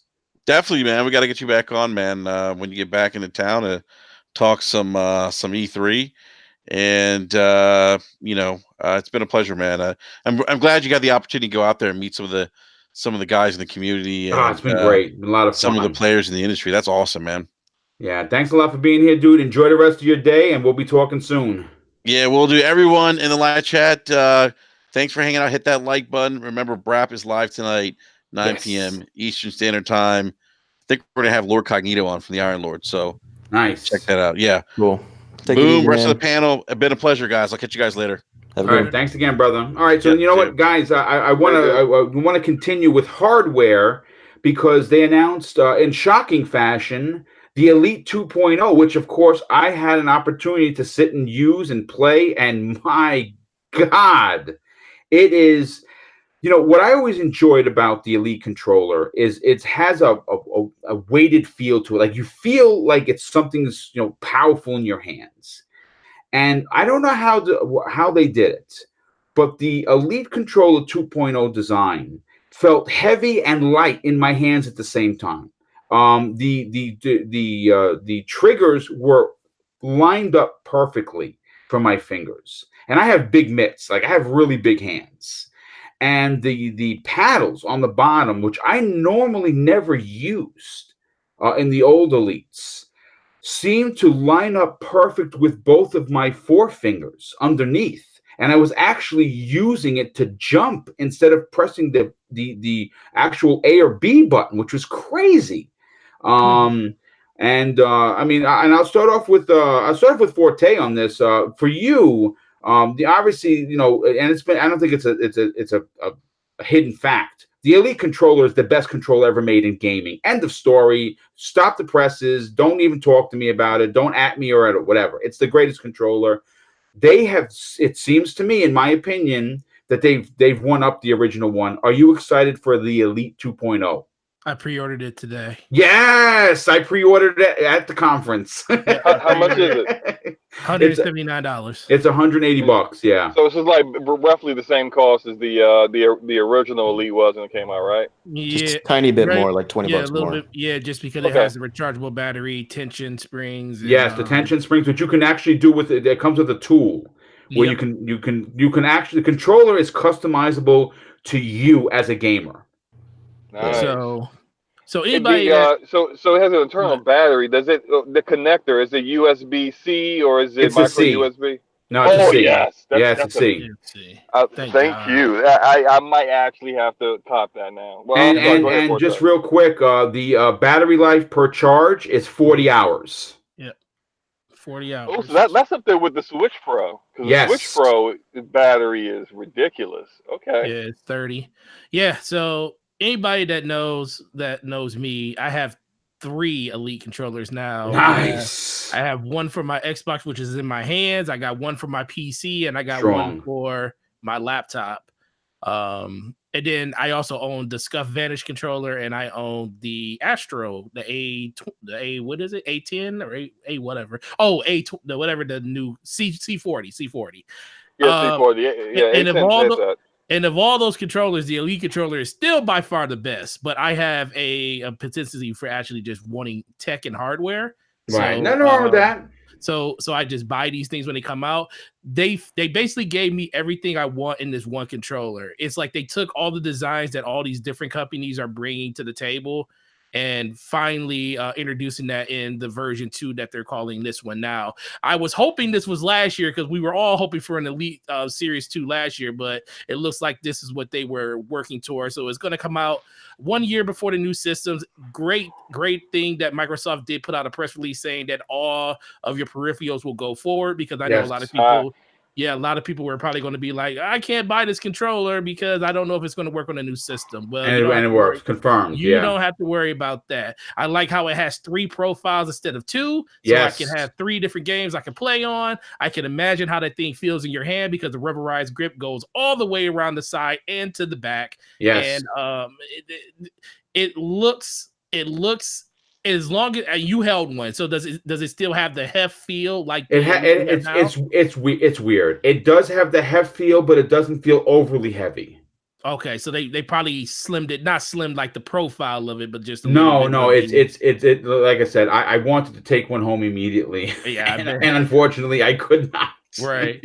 Well, I'm super excited for that. I went to my store today and pre-ordered it because it wasn't pre-orderable yesterday, and they finally put it in there. So I went up there and put my $20 down, and it comes out September 1st. So it comes out right before Gears. I love using the paddles. I use 2, not 4, because I use jumping and slide for most of the games that I play on. Right. And it's a really good thing. It's hard to go if you don't have an Elite controller. It's hard to go back to a regular controller once you get used to it.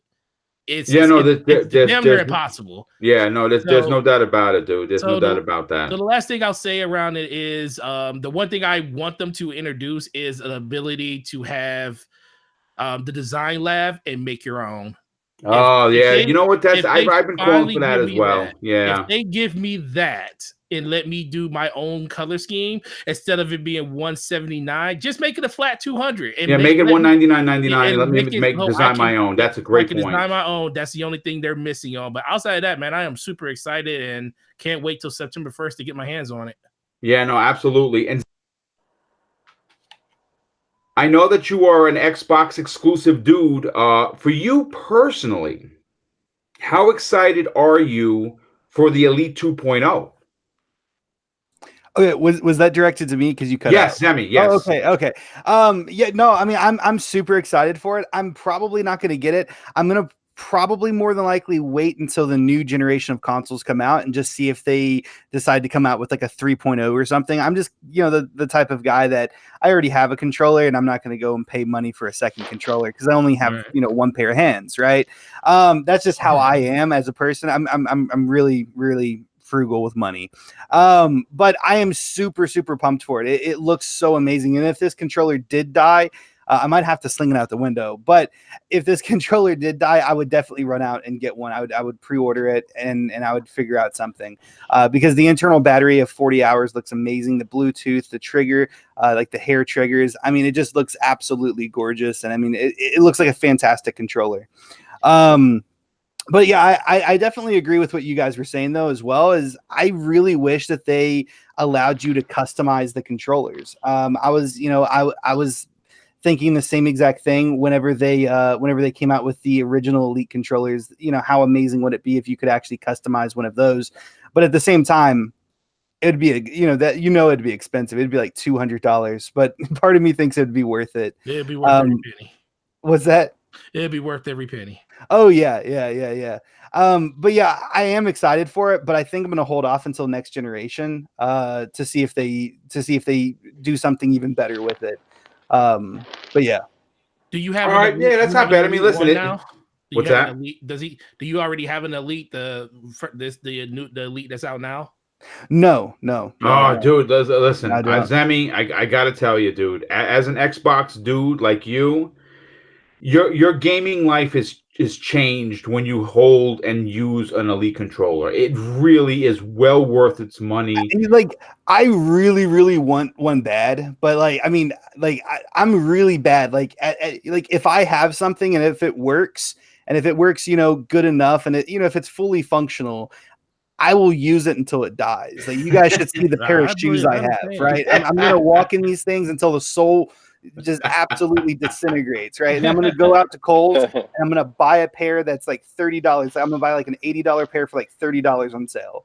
Like that is how bad I am at this. No, listen, you're a frugal dude. There's nothing wrong with that. Like I said, hopefully your controller doesn't die, but kind of, to be honest with you, I kind of hope your controller does die, so you have to get a new Elite controller so you can experience the goodness of the Elite controller. But that's funny. Do you listen? That's why I love having you on the show, Sammy. You're very funny, dude. Even when you don't mean to be, you are funny. Hey, Zemi, I got an idea for you. What's that? Go to Microsoft Rewards. Yes. Set a goal for Xbox gift card at $100. You start using those rewards. Build your points up. When you hit enough points to get, I think it's like 90,000 or whatever, but it'll take some time. 91,000. 91,000. When you get enough points, then you got $100 gift card that you can apply towards an Elite controller. Now the cost of it is no more than a regular Xbox One or Project Scarlet controller or whatever, and you'll be all set. That is a fantastic idea. That is actually, and you know what? Being that you're talking slow-mo, let me get your opinion on this. Obviously everyone saw it. You didn't get a chance to use it. Because obviously I'm here, and I didn't see it I did not see it anywhere else available to hold in your hand other than FanFest. I don't think they have it on the show floor. They might, but I didn't get over to the Microsoft booth because obviously I got the advanced screening of it. In your opinion, will you be running out to buy the Elite 2.0 when it's available in September? I think it's this September, right? September 1st. Yes. I will get it. I don't know if I'm getting it in September, but I'm definitely, now that it has an internal battery and it's USB-C connection, then I'm definitely gonna do that. Yeah, you'll have that thing fully charged in a half an hour. Yeah, I'm all for that now. I haven't got. I have also played on the regular Xbox One and the regular Xbox One controller like Zemi but for my reason, it's because I've kept hearing about how the bumpers for the original Elites aren't that great. And no, they're terrible. They're terrible. I had two of them break on me. The right bumper, it's terrible. Yeah, and so for me, it's just like, for me to spend that much money on something that I've seen people say that can wear out in a couple of months. I'm like, no, I'm just not going to do it. The fact that they seem to have addressed that specifically, and I actually, when they were talking about, I actually heard them address the bumpers, saying that issue has been resolved. I'm like, okay, all of my excuses for not, putting the money down for this are starting to evaporate.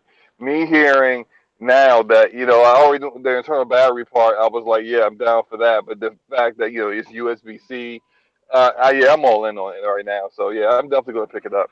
Yeah, no, real quick, I have to apologize. Someone dropped a $5 super chat in maybe about half an hour ago, and trying to run this show not from my home in what appears to be my bedroom only.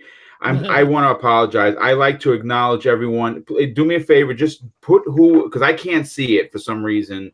If you guys can see who actually dropped the $5 super chat, just let me know. And if you're still listening, thank you so much for the super chat, dude. That's greatly generous of you. I'm glad you're enjoying the show, and I apologize for not giving you a shout out because I address everybody either through the chat or through me actually saying your name on the air because I think that's very important to do.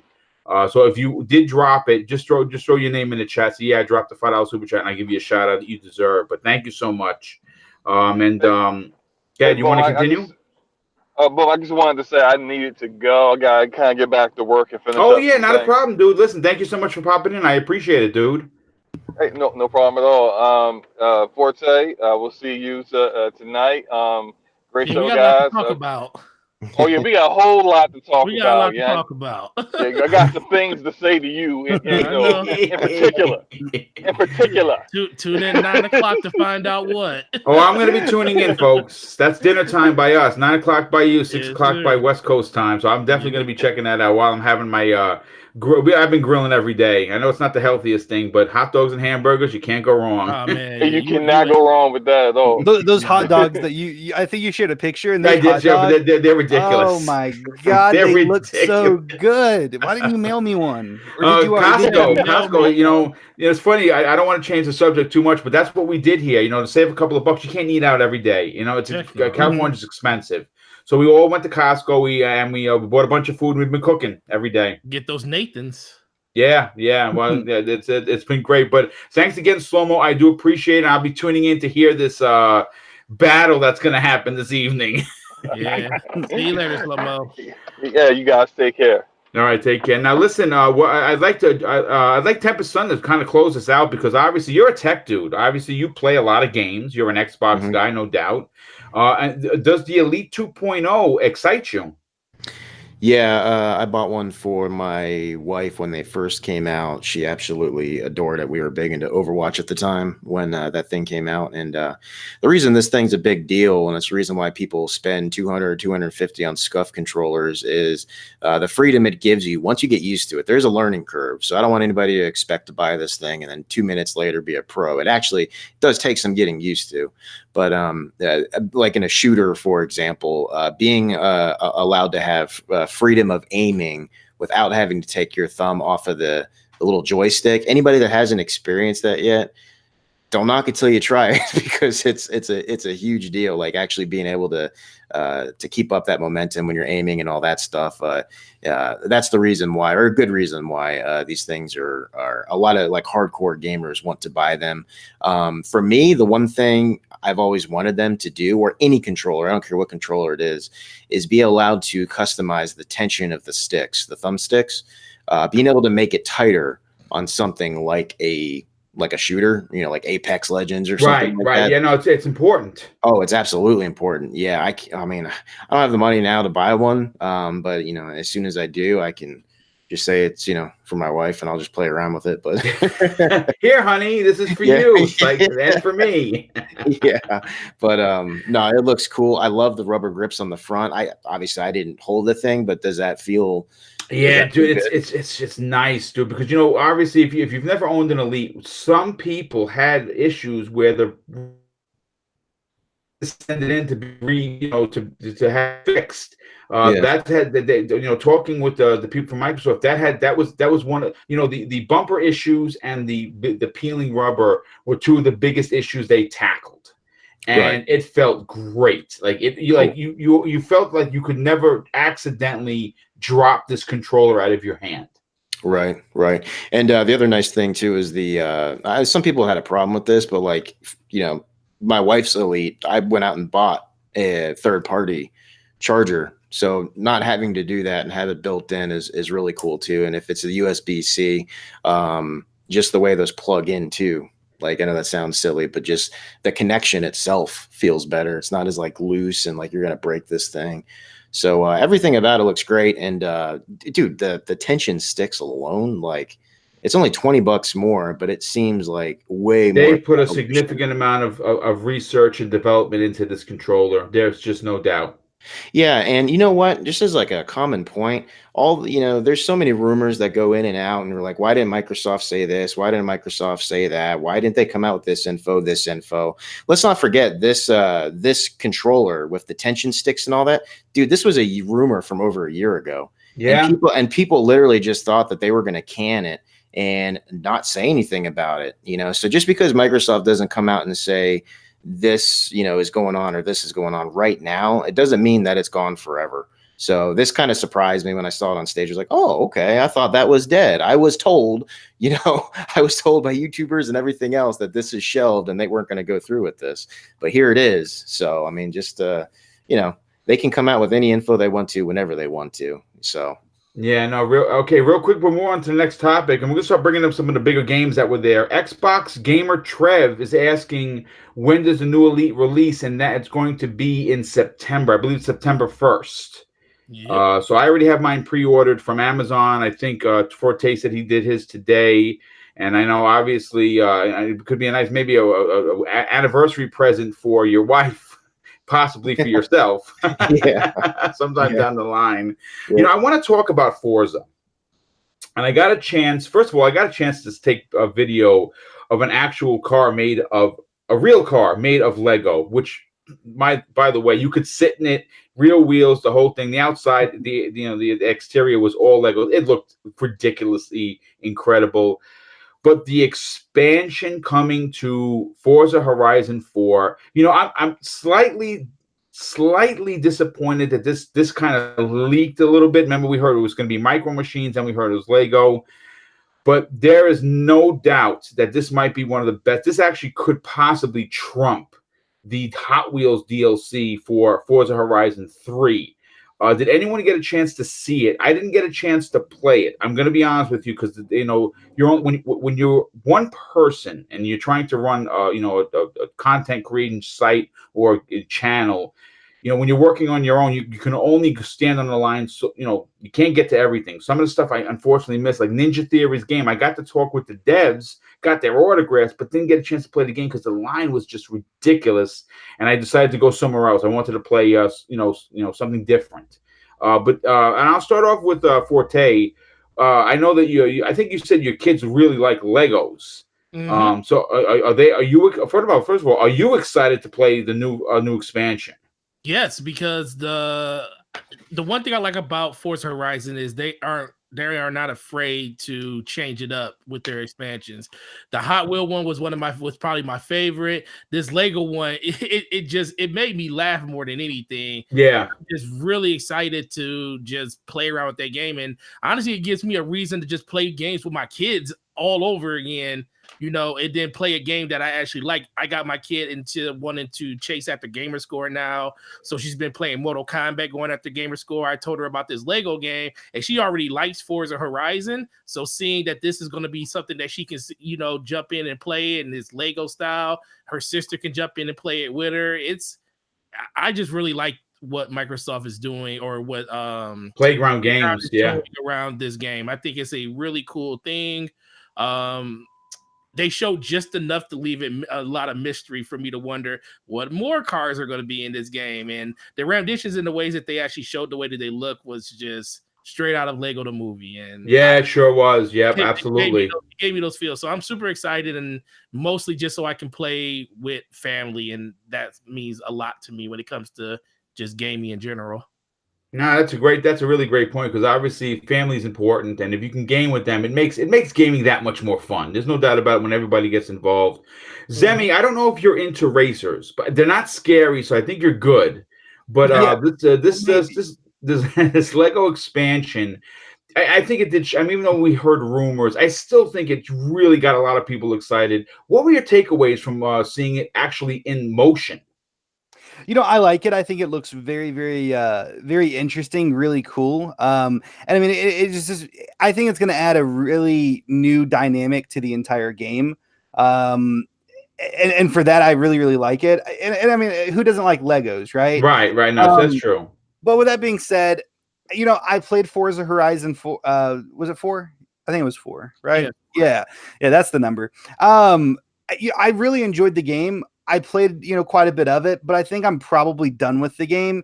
And, the way that DLC usually works for me, unless it's a game that I am absolutely invested in, like how I feel I'm going to be with Cyberpunk 2077 or The Witcher 3 or like an Elder Scrolls game, unless I'm really, really invested into the world and into the characters and into the lore of the story and stuff like that, typically I usually steer away from DLC. So I probably won't play it. But with that being said, it is free, so I might hop in and give it a try, but I don't foresee it being anything that I'm really gonna pound some time into. Okay, no, that's fair. Yeah, but I mean, overall I think it looks awesome, and I'm super excited that they're doing it, because I know a ton of people are excited about it. And I mean, the game is already family friendly. Children can already play the game perfectly fine, but adding in that Lego theme is going to get, I think, a lot more children interested into it. Oh, for sure, absolutely. It's definitely kid friendly, and I like I said, I'm looking forward to actually getting back to New York to play it. Tempest, what about you, brother? I mean, obviously you play a lot of games with the family, and that's amazing. You're really upfront about that, and I think that's what makes gaming special for you. But for Lego being the next DLC, I think this is a big shock. Do you think maybe that you're going to be definitely playing this with your kids? Yeah, I ended up buying the Ultimate Edition. I had fun with it. Of course, something more like narrative driven came out after that. I haven't played much of it since, but my son played it quite a bit, and he really liked it. He likes cars and all that stuff. But Lego is a big draw. Lego is huge. It's I mean, it was big even when I was a kid, and probably even before that, obviously, but like it's been big, but it might not ever have been bigger than it is like now with the last few years with all the Lego games, and then the movies came out. When the trailer hit and I heard the song from the first Lego movie with like Lonely Island in the background and stuff, I mean, that was cool. You had to smile at that. It looks real interesting. I wonder how deep it goes. Like, is the entire world map going to be Legolized, or however you want to say that, turned into Legos? I don't know how big it is, but yeah, I mean, take cars. Like, my son likes cars, so take cars and turn them into Lego cars, and it's probably just gonna be like extra cool for him. So yeah, so no, it looks cool. It's a neat idea, and like I said, it's a big license, so it should pay off for him. At least I think it will. No, I agree with you. I absolutely agree. I think it's going to be a fantastic addition. It's going to be one of those expansions that you're going to be talking about for quite some time. There's no doubt about that. But you know what? I want to move on to State of Decay 2. when this game came out, obviously Undead Labs. This was, it was originally talked about as being a AAA. It wound up being a AA. Now, I put 60 plus hours into it. I really enjoyed it. But I think, like me, many people wanted, something to do than just, hear your people crying about how they can't eat or they're thirsty and you're always running. There's a roach in my food. Yeah, yes. Yeah, you're running out of food because some people are eating too much, and they seem to have listened to the fan base, and they released a DLC called Heartland, where it's two different story narrative driven tales. And I honestly cannot wait to get back into this. And I know, listen, Zemi, I'm going to go to you first. I know that you're not a scary game kind of a guy. And I get it. And that's perfectly fine. But just as a content creator, when you see a company like Undead Labs, and it got a lot of slack, it released. It was definitely a bit buggy. They, but they didn't give up. They kept digging. They finally, the game runs great. Lots of content has come. But this particular content is shocking to me because it tells me I didn't expect it. I didn't know. I don't think anyone knew about the story-driven narrative DLC, which is what I really want with these games. For the scary side, scariness aside, are you excited that they're listening to the player and that they have this new DLC coming out? Yeah, absolutely. And I mean, I know I'm a coward. I've told many people I'm a coward, but State of Decay I did actually play because I did have the moral support from another person that I was playing it with. Oh, so you were playing with? Are you playing online? That's great. That's awesome. Yeah. Oh, yeah. Absolutely. And the game is fantastic. My biggest problem was, whenever the game first opened up, you went through all the tutorial stuff, and you're like, man, this is really awesome. It's going to have a pretty decent story or something, right? And then you get out, and it's just find an outpost, recruit people, save people, go clear out enemy zombie, like locations and stuff. And it's just so bland and there's just not enough content there. And so them adding this, that's, I think Welsh said 2 days ago, it was like 20 hours of extra gameplay, like extra story gameplay is absolutely amazing. And it's fantastic to know that, they haven't given up on their fan base and that they're and that they are continuing to work on this game. Because, I'm not sure how many people still play State of Decay because, like you said, it was quite buggy whenever it released, but hopefully this will be the thing that will get a lot more people to go over and maybe even bring a lot of newer players and more importantly, new people to Game Pass, to try out the game and to give it a whirl. Yeah, no, I agree with you. That's actually a great point. I'm actually glad you played it because, it was buggy, but it still was a solid game. Maybe it wasn't a AAA bazillion-dollar game, but I still put 60 hours into it. I enjoyed it. Tempest Sun, I want to get your opinion on this, dude, because, this DLC kind of came out of nowhere. I mean, they were working on it. I hadn't heard anything about it. The story-driven narrative is what I enjoy. I like having a goal. I mean, obviously State of Decay is very, very resource management heavy, and some people just can play that for 200 hours and enjoy the hell out of it. I like the idea of having a goal. One person is looking for someone else, another person looking for someone else, and even though the core gameplay is still there, you still have something to do. Are you going to be playing this? Yeah, I think I actually will jump back in. If anybody here played the first one actually had a little bit of more. Yeah, it did. It certainly did. Yeah, it did. And when the second one came around, and I realized that they took that out, I realized they made everything else better, but they took that out, and so it was like, 2 steps forward, 1 step back. So I think this is literally just catching the second game up to where the first one was, with having more of an actual, through line as far as the story goes. I don't think this game, I mean, I get it. It's a budget game, but I feel like just because it was a Microsoft exclusive, it wasn't judged as a budget game. It was judged as a AAA $60 game, which it wasn't. It just wasn't. Yeah. So, if you actually play this game, like, my wife hates zombies. I'm sorry, I keep bringing up my family, but I go off their experiences. But my wife hates zombies, and for some reason, she actually really likes State of Decay 2. We got hooked on it, so it's a fun game. And that was really one of the only things missing. So I might actually jump back in and give it a go again. So I'm excited for it. No, that's cool. Listen, it's always great. DLC is always great because it brings you back to the world. That keeps happening with Assassin's Creed Odyssey for me. And, new DLC, that's great. Brings you back, brings the players back, and I think they're going to bring a lot of players back with this. With this story mode.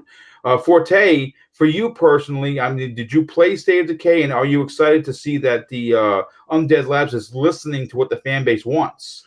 Well, I played about a good 30 hours of it. I enjoyed the time I put into it. It's just that, man, I already got way too many games that that want me to play 50 hours of it every week. So I'm definitely going to jump in for the DLC because me and Slow-Mo definitely will get down in that together. But I'm always happy to just for people to get more stuff for the games they like to play. And the fact that State of Decay did do very well in Game Pass for them and them bringing this DLC out kind of confirms that. So the more the merrier for the people that really want to enjoy this. But I will be jumping in this on day one. It's just way too many games to even think about trying to say I'm going to like main that game for a while. But I'll put my 10 to 15 hours in, get all the time I can get out of it, and then just move on to the next thing. Yeah, no, that makes sense. I mean, listen, again, if the DLC winds up being really good and it gets a good review, longer, probably. people are going to jump back into it. And before we get out of here, guys, I have two more small topics. I kind of just want to see if you guys are okay if I can extend the show just about another 10 or 15 minutes. How's that sound, guys? Good? Yeah, absolutely. No problem. Okay. All right. Well, what I want to talk about is two things. First of all, I want to talk about, the one studio announcement. I was calling for three. I really was. And we've heard IO Interactive. We've heard Relic Entertainment. Crytek was a big pick for me personally. And I still don't feel I have egg on my face because obviously we're not analysts. We're gamers. We're podcasters. We're content creators. And we're going to get it wrong. But I did say Double Fine Studios. And Tim Schafer winds up coming out on stage. I think that's a big get. I love Tim Schafer's work. I love him as a person. I've had the pleasure of having him go back and forth with me on Twitter about a Connect game that my nephew absolutely loves, and it was really great to talk to the dude. And I'm excited to see what he has an ingenious vision when he puts games together. Obviously, they had Psychonauts up on the stage, and that's multi-plat. But I'm interested to see where they're gonna go with Double Fine Studio and what different kind of, because their games are different, and different kind of games is exactly what Microsoft needs in Game Pass as well as on their platform. And I'll start with you, Forte. Were you surprised by the announcement of Double Fine Studios now becoming a first party? I was surprised when it happened because I wasn't thinking about that studio, but I am super happy that they ended up picking them up. Tim Schafer always puts heart and soul into the games they do. I love Psychonauts. Psychonauts 2 is probably going to be just as good. Yeah. I think the one thing most people just forget is, like, unfortunately, a lot of these games, when you're buying these developers that are in the middle of making other games, they already have prior commitments. So hearing people say, like, well, all the games are coming to other systems anyway. Well, I really don't care about that. I mean, Microsoft pretty much already said that the games are going everywhere as it is now. And if they had the choice, the PlayStation would have all their games too. And that wouldn't be a bad thing because ultimately we just want the company to make more money so we can get better games. Right. But Double Fine, I think this is a really, really good pickup. I think a lot of people are just disappointed that it was only one studio, but I guess when Microsoft comes out a year ago and literally announces 5 to 7 new studios, I guess one just isn't enough for everybody. But ultimately, I just think it comes down to what the next project is going to be for them. I think it's going to be really good for Game Pass because they do really quick turnarounds of some of the little story-based and adventure games that they like to do. And I think they're going to really fit into that ecosystem very, very well. I would think if anybody's going to say a studio is a Game Pass studio, this would be it. And Microsoft is just 100% guaranteed that they're doubling down on that ecosystem. And people shouldn't frown upon that going forward. I think it's a good thing for them. It's a good thing for Tim Schafer, and I'm super proud to have him as part of the family when it comes to Microsoft. Yeah, no, that's a really great point, dude. Excellent point. Zemi, I want to go to you next on this, dude. Double Fine Studios is listen, they're a historic company. They've released some of the PC's, creme de la creme of games. We know what they've done when they worked with Xbox. They seemed almost PS4 exclusive when they were releasing all these upgrades. Grim Fandango, Maniac Mansion. They did all these reboots, and they were all PlayStation 4 exclusives, right? They never came to the Xbox. Obviously, we're going to probably get them sometime down the line, but to have Tim Schafer and his big wonderful brain as part of the Xbox, because he's a genius. He really is. He's not only is he a funny dude. I mean, sorry, he came out and he goes, "Listen, I'm ready to make Halo Gears." And he's like, "Don't worry, we just want you to do what you do." Whoosh, thank God, because I was really lying. I mean, that was great. You know what I'm saying? I love his humor. For you as a gamer, as an Xbox gamer, are you excited to have Double Fine Studios a part of the family? Oh, absolutely. I mean, really any studio that Microsoft can acquire to help, fund their games and anything like that is definitely excellent news for the developers. It's excellent news for Microsoft, and it's excellent news for all of us gamers. I mean, it's fantastic. And they're an absolutely fantastic company. Psychonauts 2, cannot wait to get my hands on that game. The game looks absolutely fantastic. I can't wait just to see more gameplay or more trailers from it, because the game just really, in my opinion, looks that good. And it's been so long since the very first Psychonauts came out. That was like an Xbox original release. Yes, it sure was. Yes. And like they recently remastered Psychonauts 1, or not remastered it. They just ported it over to the Xbox.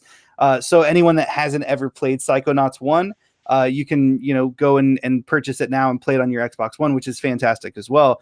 But a lot of people I know of were really, really hoping that a Psychonauts 2 would happen sometime. And it's just exciting news to see that. It's a little bit of a letdown though too, that there's only one studio that they acquired, because so many of us thought, well, there's going to be at least 2 or 3, or I was hearing 3 from a source, man. We were hoping, right? Yeah. But in some ways, I guess it's a good thing, because it's a two-way street. Some companies may want to be acquired and some companies may not. Some companies may be doing perfectly fine, or maybe they might be afraid of losing creative control in their games and whatnot. And I don't really think that would be a huge risk, at least from what I've been seeing from Microsoft and how they're acting with all these other studios. But I really would have liked to see Asobo Studios. Yes, that's a great point. Yeah, yeah. I would have really liked to see Remedy, because they do some fantastic work. But once again, those studios, they may just not be ready, or they may just not want to be acquired at all. They might want to just create their games themselves and take in the profits as they get them. But I think it's fantastic news. No, absolutely. Phil Spencer did mention that they do have some announcements coming to XO19. So who's to say that Asobo is not one of them? Who's to say Crytek or IO Interactive or Relic could be? We've heard rumors that they're working on a new AAA studio from Microsoft that's coming in, that they're making internally. I've heard that. So we'll definitely see. And Tempest, why don't you close us out on this particular topic before we get to the big one? Mm-hmm. What do you think about Tim Schafer joining the fray? I mean, I think he's a really bright mind. I think that Double Fine Studios is a great acquisition. There's no doubt about it. And I think they're going to bring some really unique experiences to the Xbox platform. Yeah, I have to be completely. I've been on your show a few times now, and I think I've been able to have like a firsthand experience opinion on everything. This is the first time I'm honestly looking through their games, and I haven't played a single game from Double Fine. They're different. They're different. They're different kind of games. Yeah. What I will say is, I like that dude. He was funny on stage, and if you go and watch the announcement video they came out with, he was pretty funny in that too. So he seems like a real good personality, and if he's running the company, I'm guessing they make some fun stuff. I see no reason why they wouldn't, but as far as the acquisition goes, it's just another first party studio Microsoft has now. And, I don't think Double Fine was one of the studios that was rumored to be purchased, was it? No, it wasn't. They It weren't. can't. No, nope. Yeah. So I mean, like I said earlier, who knows what the heck they're going to come out with, man? You just really don't know till it happens. And we still have XO. I mean, I don't think they're going to say Gamescom is anything. another They did big one coming Gamescom. up. Yeah, but XO in London, I could see them announcing another studio or two. I mean, yeah, going from 5 studios last E3 to 1. I mean, yeah, that sounds like it's not great, but we very easily couldn't have gotten any announcements either. No, So, that's true. yeah. So yeah, I mean, how many studios is that now? Is it 14 or 15? 14. It's 14 14. studio, 14 first party studios. And if you think about it, if you remove the two E3s, they had 7. 2 3 E3s later, they have 14. That's a big deal. Yeah, that's insane. Yeah, it is insane. So I mean, if they were to announce more studios at XO, I mean, how many more studios are they going to have? Like, you know, I mean, like honestly, I guess there's not such a thing as too much, but it's pretty nuts. Yeah. So well, they want to hit that major. They want to hit that major title every quarter. So that's that's a great point, Forte. Yeah, they definitely will not see me complaining. Yeah, me either. Yeah, exactly. Yeah, no. So listen, I just want to say that first of all, I want to thank the chat for hanging out. This show has gone over 2 hours. We have one last topic. It's a big one. I didn't want to start with it because I didn't know where it was going to go, but Phantasy Star Online 2 was announced, and it completely shocked I think the entire world. You got to remember this game is old, and and what they showed, it looks amazing. I believe it's free to play. And I think it's going to, you got to remember, when Phil Spencer was doing these Japan trips, I think in the last 18 months, he's been there 6 times. Yeah. And he wasn't going over there just to kind of hang out and, kick up his feet. He was going out there to handshake, make some deals, bring some, JRPGs over this way. And he did just that. We got a total of 3 of them.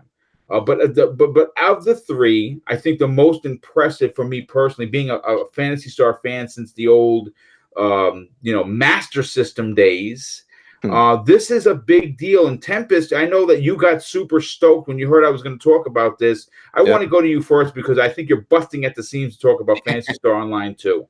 Yeah. Oh, dude, it's just I completely blindsided me.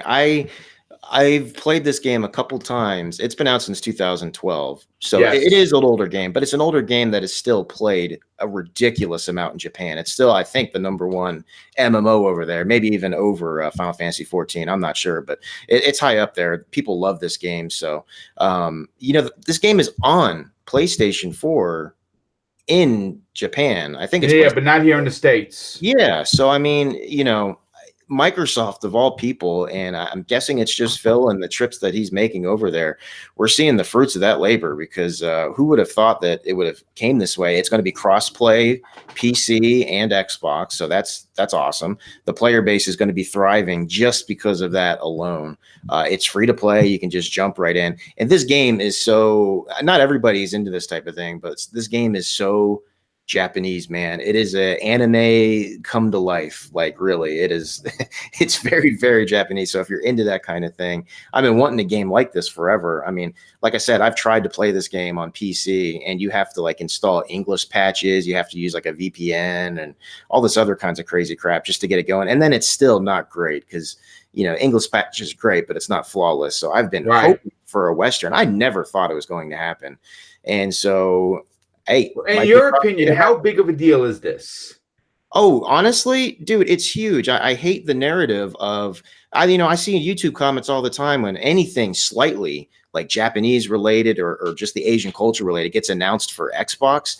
People always downplay it. Oh, that game's going to fail. Like, that's the worst thing they could ever do. Nobody on Xbox wants to play that. Bull crap. There's a ton of people on Xbox that want to play this type of stuff.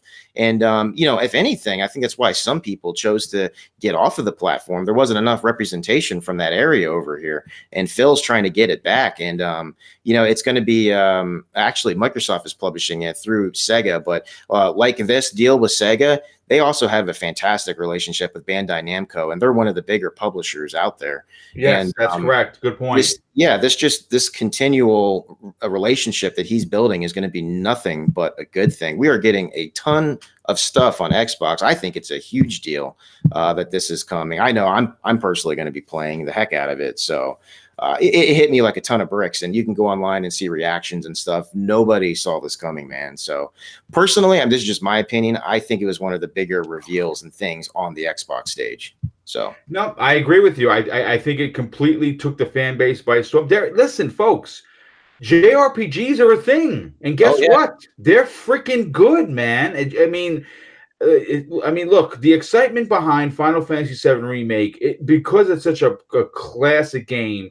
It's not just that. JRPGs sell.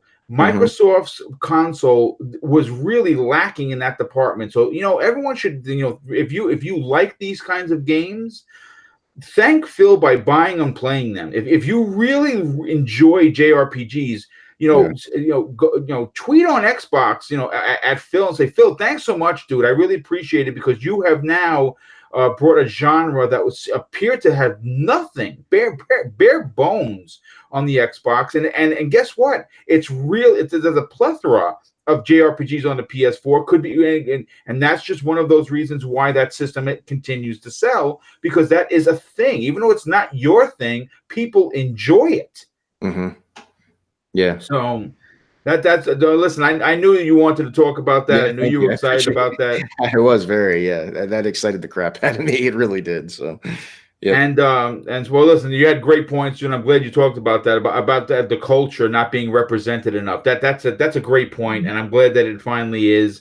Gaming Forte, I want to get your final opinion on this. Oh, am I losing him? Oh no, I'm here. I think Boom's cutting out. Yeah, this was happening a few days ago. Just roll with it, Gaming Forte. Yeah, no, you know what he was gonna say. Yeah, I know what he was gonna say.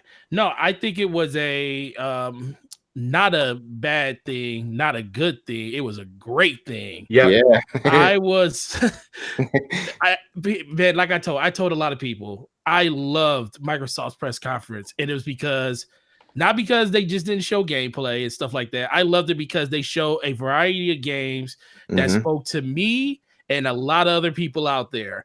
That's the one hit that Microsoft has been taking over the course of this whole generation, going all the way back to 360, where they had games like Lost Odyssey and Blue Dragon, and they Eternal Sonata, and that stuff was not represented on a platform. It is the main reason, outside of exclusives, why I own a PlayStation 4, because I want to play games like Dragon Quest 11. I want to play Tales of Berseria and stuff like that. I love those type of games. And when I saw two titles basically that are up that wheelhouse in one press conference, I lost it. I was in the stream with PTK Bland. We were streaming on his channel, watching it, and we were like grinning ear to ear as we were watching this. I was like, I remember the original Phantasy Star playing on the original Xbox, and it was like some of the best time I've ever had playing with friends. And it was like one of the few titles that really spoke to me of why I enjoyed the community of Xbox and why I love JRPGs. And then this game, when I saw the trailer, as soon as I saw the trailer, I was like, bro, this Phantasy Star Online 2. Yeah, I know. Can't believe it. I know. I couldn't. Everybody in the party was like, what's this? What's this? I was like, bro, this is Phantasy Star Online. I was like so super excited. And the first thing I said, this is what those whole, remember we were all wondering, is Phil over there talking to Sega? Are they trying to buy Sega? Are they trying to buy the rights to something? Just getting games is enough. This is what Phil was talking to Sega about all those months ago. And people were like, well, I guess nothing came of that trip. No, sorry. This came from that trip. And guess what? While he was out there, he talked to Namco Bandai and got us Tales of Arise. I was like, oh my God, bro. Tales of Arise. Listen, I'm telling you right now, I am buying that day one, bro. If you want an RPG that's going to, if you want Witcher level type RPGs that will take you that long. I won't say that the stories are just as good as something like Witcher, because that's like blasphemy. Witcher is like one of the best single player stories you can ever get. And I think the next closest you're going to get is that thing called Cyberpunk 77 that releases late like next year. Yep. So, but Tales, those games and that it's just like Final Fantasy. They're very contained stories. They're all different, but they are enjoyable. The story beats are right on point. I enjoy them. And if you are a fan of JRPGs and you always wanted one on the system, man, Microsoft really knocked it out the park with just those two games in general. Yeah, no, that's a great point. Listen, again, a lot of things to be excited about being an Xbox fan. And yes, obviously, I don't know if it's going to stay in a so-called exclusive because it's available on the PS4 in Japan, but not here in the States. And that's a big deal. There are thousands, millions of Phantasy Star fans that I think may actually go out and buy a console to play this in the States. Yeah, that could happen, dude. It's a free-to-play game. Yeah. No, this was a big deal. I don't care what anybody says. It might not be your cup of tea, but listen, there is a fan base for this type of game or this genre in general, and you have to applaud Phil because it wasn't there. It wasn't here, and now it is. And now it is. Yeah, that's a great point, dude. That's really that certainly was a market that wasn't represented, and Phil went out of his way to get it done. And Zemi, listen, I don't know if you're RPGs or not. Just in your opinion, from an Xbox perspective, do you think it's important to have this represented on this platform? Oh, absolutely. I mean, I'm not really a huge fan of like the Japanese style of gameplay and all that different stuff. I just never really have been. But and as far as Phantasy Star goes, I played it a little bit back on the Xbox 360. I was 12 years old, had no idea of what I was doing, why I was doing it, anything that was happening. I didn't know. I played a couple of hours of it, and I kept going back to it and trying to play it. Cause whenever you're 12, you don't get that many games. And, I wanted to give it a fair shot, but I always found myself going back to Rainbow Six Vegas. But, I would not be opposed to trying it. And, and with it being free to play, I will most certainly, without a shadow of a doubt, try it. I'm just not really a huge fan of that type of that genre of games. Just never really been a huge fan of that. But like you guys were saying, that is a huge thing because I mean, there's people that are screaming all the time in my YouTube comment section, Xbox needs to have more Japanese games and all this different stuff. And it's like, well, yeah, I mean, they definitely do. And this is a great, first step to getting that, I think. And I mean, it's a huge audience, and I can tell you right now, just from my short time as a 12-year-old on Phantasy Star Online on the Xbox 360, that game fosters a huge community, and I'm sure there's it does. A crap ton of people on the Xbox that are just drooling to play that game again, and so I think it's fantastic news. And I'm not a fan really of the game. But I was absolutely shocked whenever I saw that. I really was.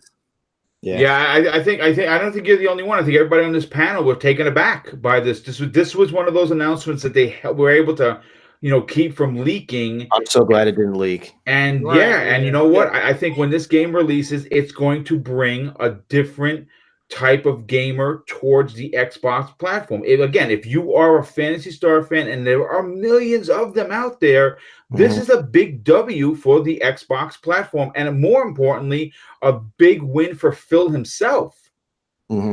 Yeah, I think this series has been gone for, gosh, it might be about 10 years now. I can't remember when the last one on 360 came out. Universe, I think it was. Universe. Yes, it was 2007 or 8, I think, maybe. But I mean, think about this for a second. Again, this is me being. I'm just speculating. This is just my opinion. Could you imagine they go over and they make this deal? Say, listen, let's get this game over here. It does really well. It's doing so well that it's ridiculous. Yeah. Who's to say that they didn't make a deal with Sega? Says, listen, if this thing takes off, Fantasy Star Online 3 exclusive. I'm just saying, like, Yeah. again, this is just my theory, but there's always two sides to these deals. Yeah, let's bring it over. Let's make it free to play. If it does well, we make 3 an exclusive. I mean, now handshakes are, deals come along with handshakes, folks. No, you know what I'm saying? I do have a question. Would I be wrong in saying that? I mean, because Phantasy Star Online, once again, it's been a very long time, but that game always called out to me as an MMO. Would I be wrong in saying that? Yeah, it's more. It's like MMO light. Light, yes. Yeah. Well, with that being said, I mean, would that game not possibly be one of the very first MMOs that's ever hit on consoles? Or would I be wrong saying that? Because I don't. You've had Phantasy Star. You've had a few. Yeah. There's some on Xbox right now, and I'll just say this because I'm very into the MMO scene. More than PlayStation has Final Fantasy 14, but there is a good handful of MMOs on the Xbox platform, and I'm heavy into ESO. Yeah. So they seem, a lot of these developers they seem like they want to try their MM out on console, on Xbox, in particular, maybe even more so than PlayStation because of the preview program, I guess it is. So no, it's becoming a common thing, and it's easily one of my favorite genres. So bring them on. I want them all. Well, listen, I'm going to say this. I don't want to hold anybody up anymore. We're closing in on the 2.5-hour Xbox Factor Podcast E3 2019 Part 2 special, and I got to tell you, this has been fantastic. We're going to be doing another show tomorrow. It's going to start at noon. Anyone that's on the panel now, if you have the free time and you want to come back on, you just hit me up in a DM. I'm putting the panel together. We're going to be talking about the top 20 games. If we can get to 20 games, we may have to do 15 because podcasts can only last that long. But we're going to be talking about the best games of E3. That's going to involve multiple platforms, multiple companies. We're talking about Nintendo there. Square Enix. Talk a little Doom, a little Fallout 76. Show out what they talked about with Ubisoft and what they showed. But I want to thank the chat. You guys were amazing as always, showing the support all the way here in California. I want to thank you guys for tuning in. We had almost 160 people watching live. Do me a favor, tweet this out if you don't mind, because the advertising from YouTube has gone to 0. So unless you're doing it yourself, you don't get any play. I do appreciate the support. I want to thank my incredible group of panel members who, and of course that goes for Enrique and Slow-Mo, who answered the call very, very late, minutes before the show went live. It was just me and Zemi. And everyone stepped up in a big way, and I greatly appreciate it because having different opinions is what makes these shows fun and exciting. And I'm going to get to the outros. And Forte, I know you got a big show, and I know Slow-Mo already kind of threw it out there that you guys are going to be going head to head. So put on the horns. To everyone, they can follow you and check out your channel, and of course, more importantly, tune into tonight's prize fight. Definitely. Well, as always, Boom, really appreciate the invite. When you call, I come if I'm available, man. Yeah, it's great, and I really do appreciate it because I love having you on the show, dude. I really do. Definitely. I always call you the Oprah Winfrey of YouTube, so that's thank you, brother. That's what you are for me. But as always, it's Gaming Forte everywhere: Twitter, YouTube. Check me out for Xbox content. I did make a second channel because I'm huge into looter shooters, so Destiny and Division. Nice. Yeah, dude. Destiny, tell everyone where they can sub that. Everyone that's listening now, sub that channel. Yeah, definitely. It's just regular. It's just nautical. It's going to be my gamer tag because I have a split personality with my friends. Half of them call me Gaming Forte, the other call me Nautical. So I'm gonna tweet it out later on today because I want to start separating the content a little bit. I think the people that watch Xbox videos will be more appreciative if that stuff was more separate. And like Boom just said, man, check out the Brat podcast. Me, Slow-Mo, Enrique, Eric. We all going to be on there talking about E3, going over the Microsoft stuff again, and the rest of the stuff we saw. So tune in to Enrique's channel, which is the Basement Radio Podcast. We start tonight at 9 p.m. EST. And once again, thank you, Boom, for the invite. My absolute pleasure, and of course, I'm gonna just want to say, Tempest Sun, thank you so much, dude. Like I said, this was a last minute addition. I do greatly appreciate. Love having you on the show. I love your insight. You're a passionate gamer, and you bring a different flavor, especially when you start talking about the MMOs that you and your wife are into. Tell Yeah. everyone they can follow you on Twitter, dude. I am at the Tempest Sun on Twitter. Gamer tag is Tempest Sun with a space there between Tempest and Sun. It was a massive pleasure. This was a spontaneous surprise. I was just glad I got home from work a little bit earlier today, and I got the DM from you. And I was like, heck yeah. Well, I definitely appreciate it. I truly enjoy having you on the show, but more specifically, thank you so much for bailing us out today. I do greatly appreciate it. My pleasure, dude. Thank you. And of course, Zemi, listen, dude, love having you on the show. You really are a comedic kind of a character. There's no doubt about that. Love your Xbox passion. Love how you're really, clear about what games you like, what you don't like, and you do have an honest opinion, and that's rare. And that's why I enjoy the people that I work with on a regular basis. Please tell everyone where they can follow you on Twitter, which I think if you're not following him, that's a mistake because he is a good dude. And you do have one YouTube channel, but you started a second one as well. And I want you kind of want to push that out there so people can check it out. Yeah, absolutely. Well, first off, thank you so much, Boom, for inviting me back onto the Xbox Factor podcast. I love being on a podcast that all we do is talk about Xbox. It's fantastic. But so thank you so much, and thank you, so much to the panel, and thank you guys all that are watching this. So I actually did start up a second YouTube channel. It's not gaming related at all. The channel is mostly talking about conspiracies, ghost, paranormal stuff. Oh, that's awesome, dude. That's great. Depending on who you are, you may be interested, you may not. You can try to search it up on YouTube by typing in The Strange. It may pop up, it may not. It's a very new channel. If you do want to check it out, you can always go to my Twitter. I actually posted today to a link to my very first video on the channel. And you guys can check that out. And I would super appreciate it if you guys could drop me a subscribe on that channel, because it is a channel I'm currently trying to grow from literally nothing. I just started the channel. And then also, so if you guys want to follow me on Twitter, you can do so at Zimmy Games. And then my main YouTube channel is by the same name, Zimmy Games, and I do all sorts of gaming content over there if you guys would like to subscribe to me there. But Boom, thank you so much for inviting me back on here, and hopefully I can come on sometime soon. Yeah, well, definitely. I think you're going to be back on tomorrow for the basically the E3 post show, where we're going to be talking about all the different games. And I want to thank everybody again for being here. I also want to thank the gentleman that dropped the $5 super chat. I do greatly appreciate that. Thank you so much for your generosity. And of course, I want to thank my panel, most of which who bailed me out as in a big way. Enjoy the rest of your day. Enjoy the rest of E3, and please treat others how you want to be treated. It doesn't cost anything to be nice, and just have fun with gaming. Take care, everyone. Have a great day.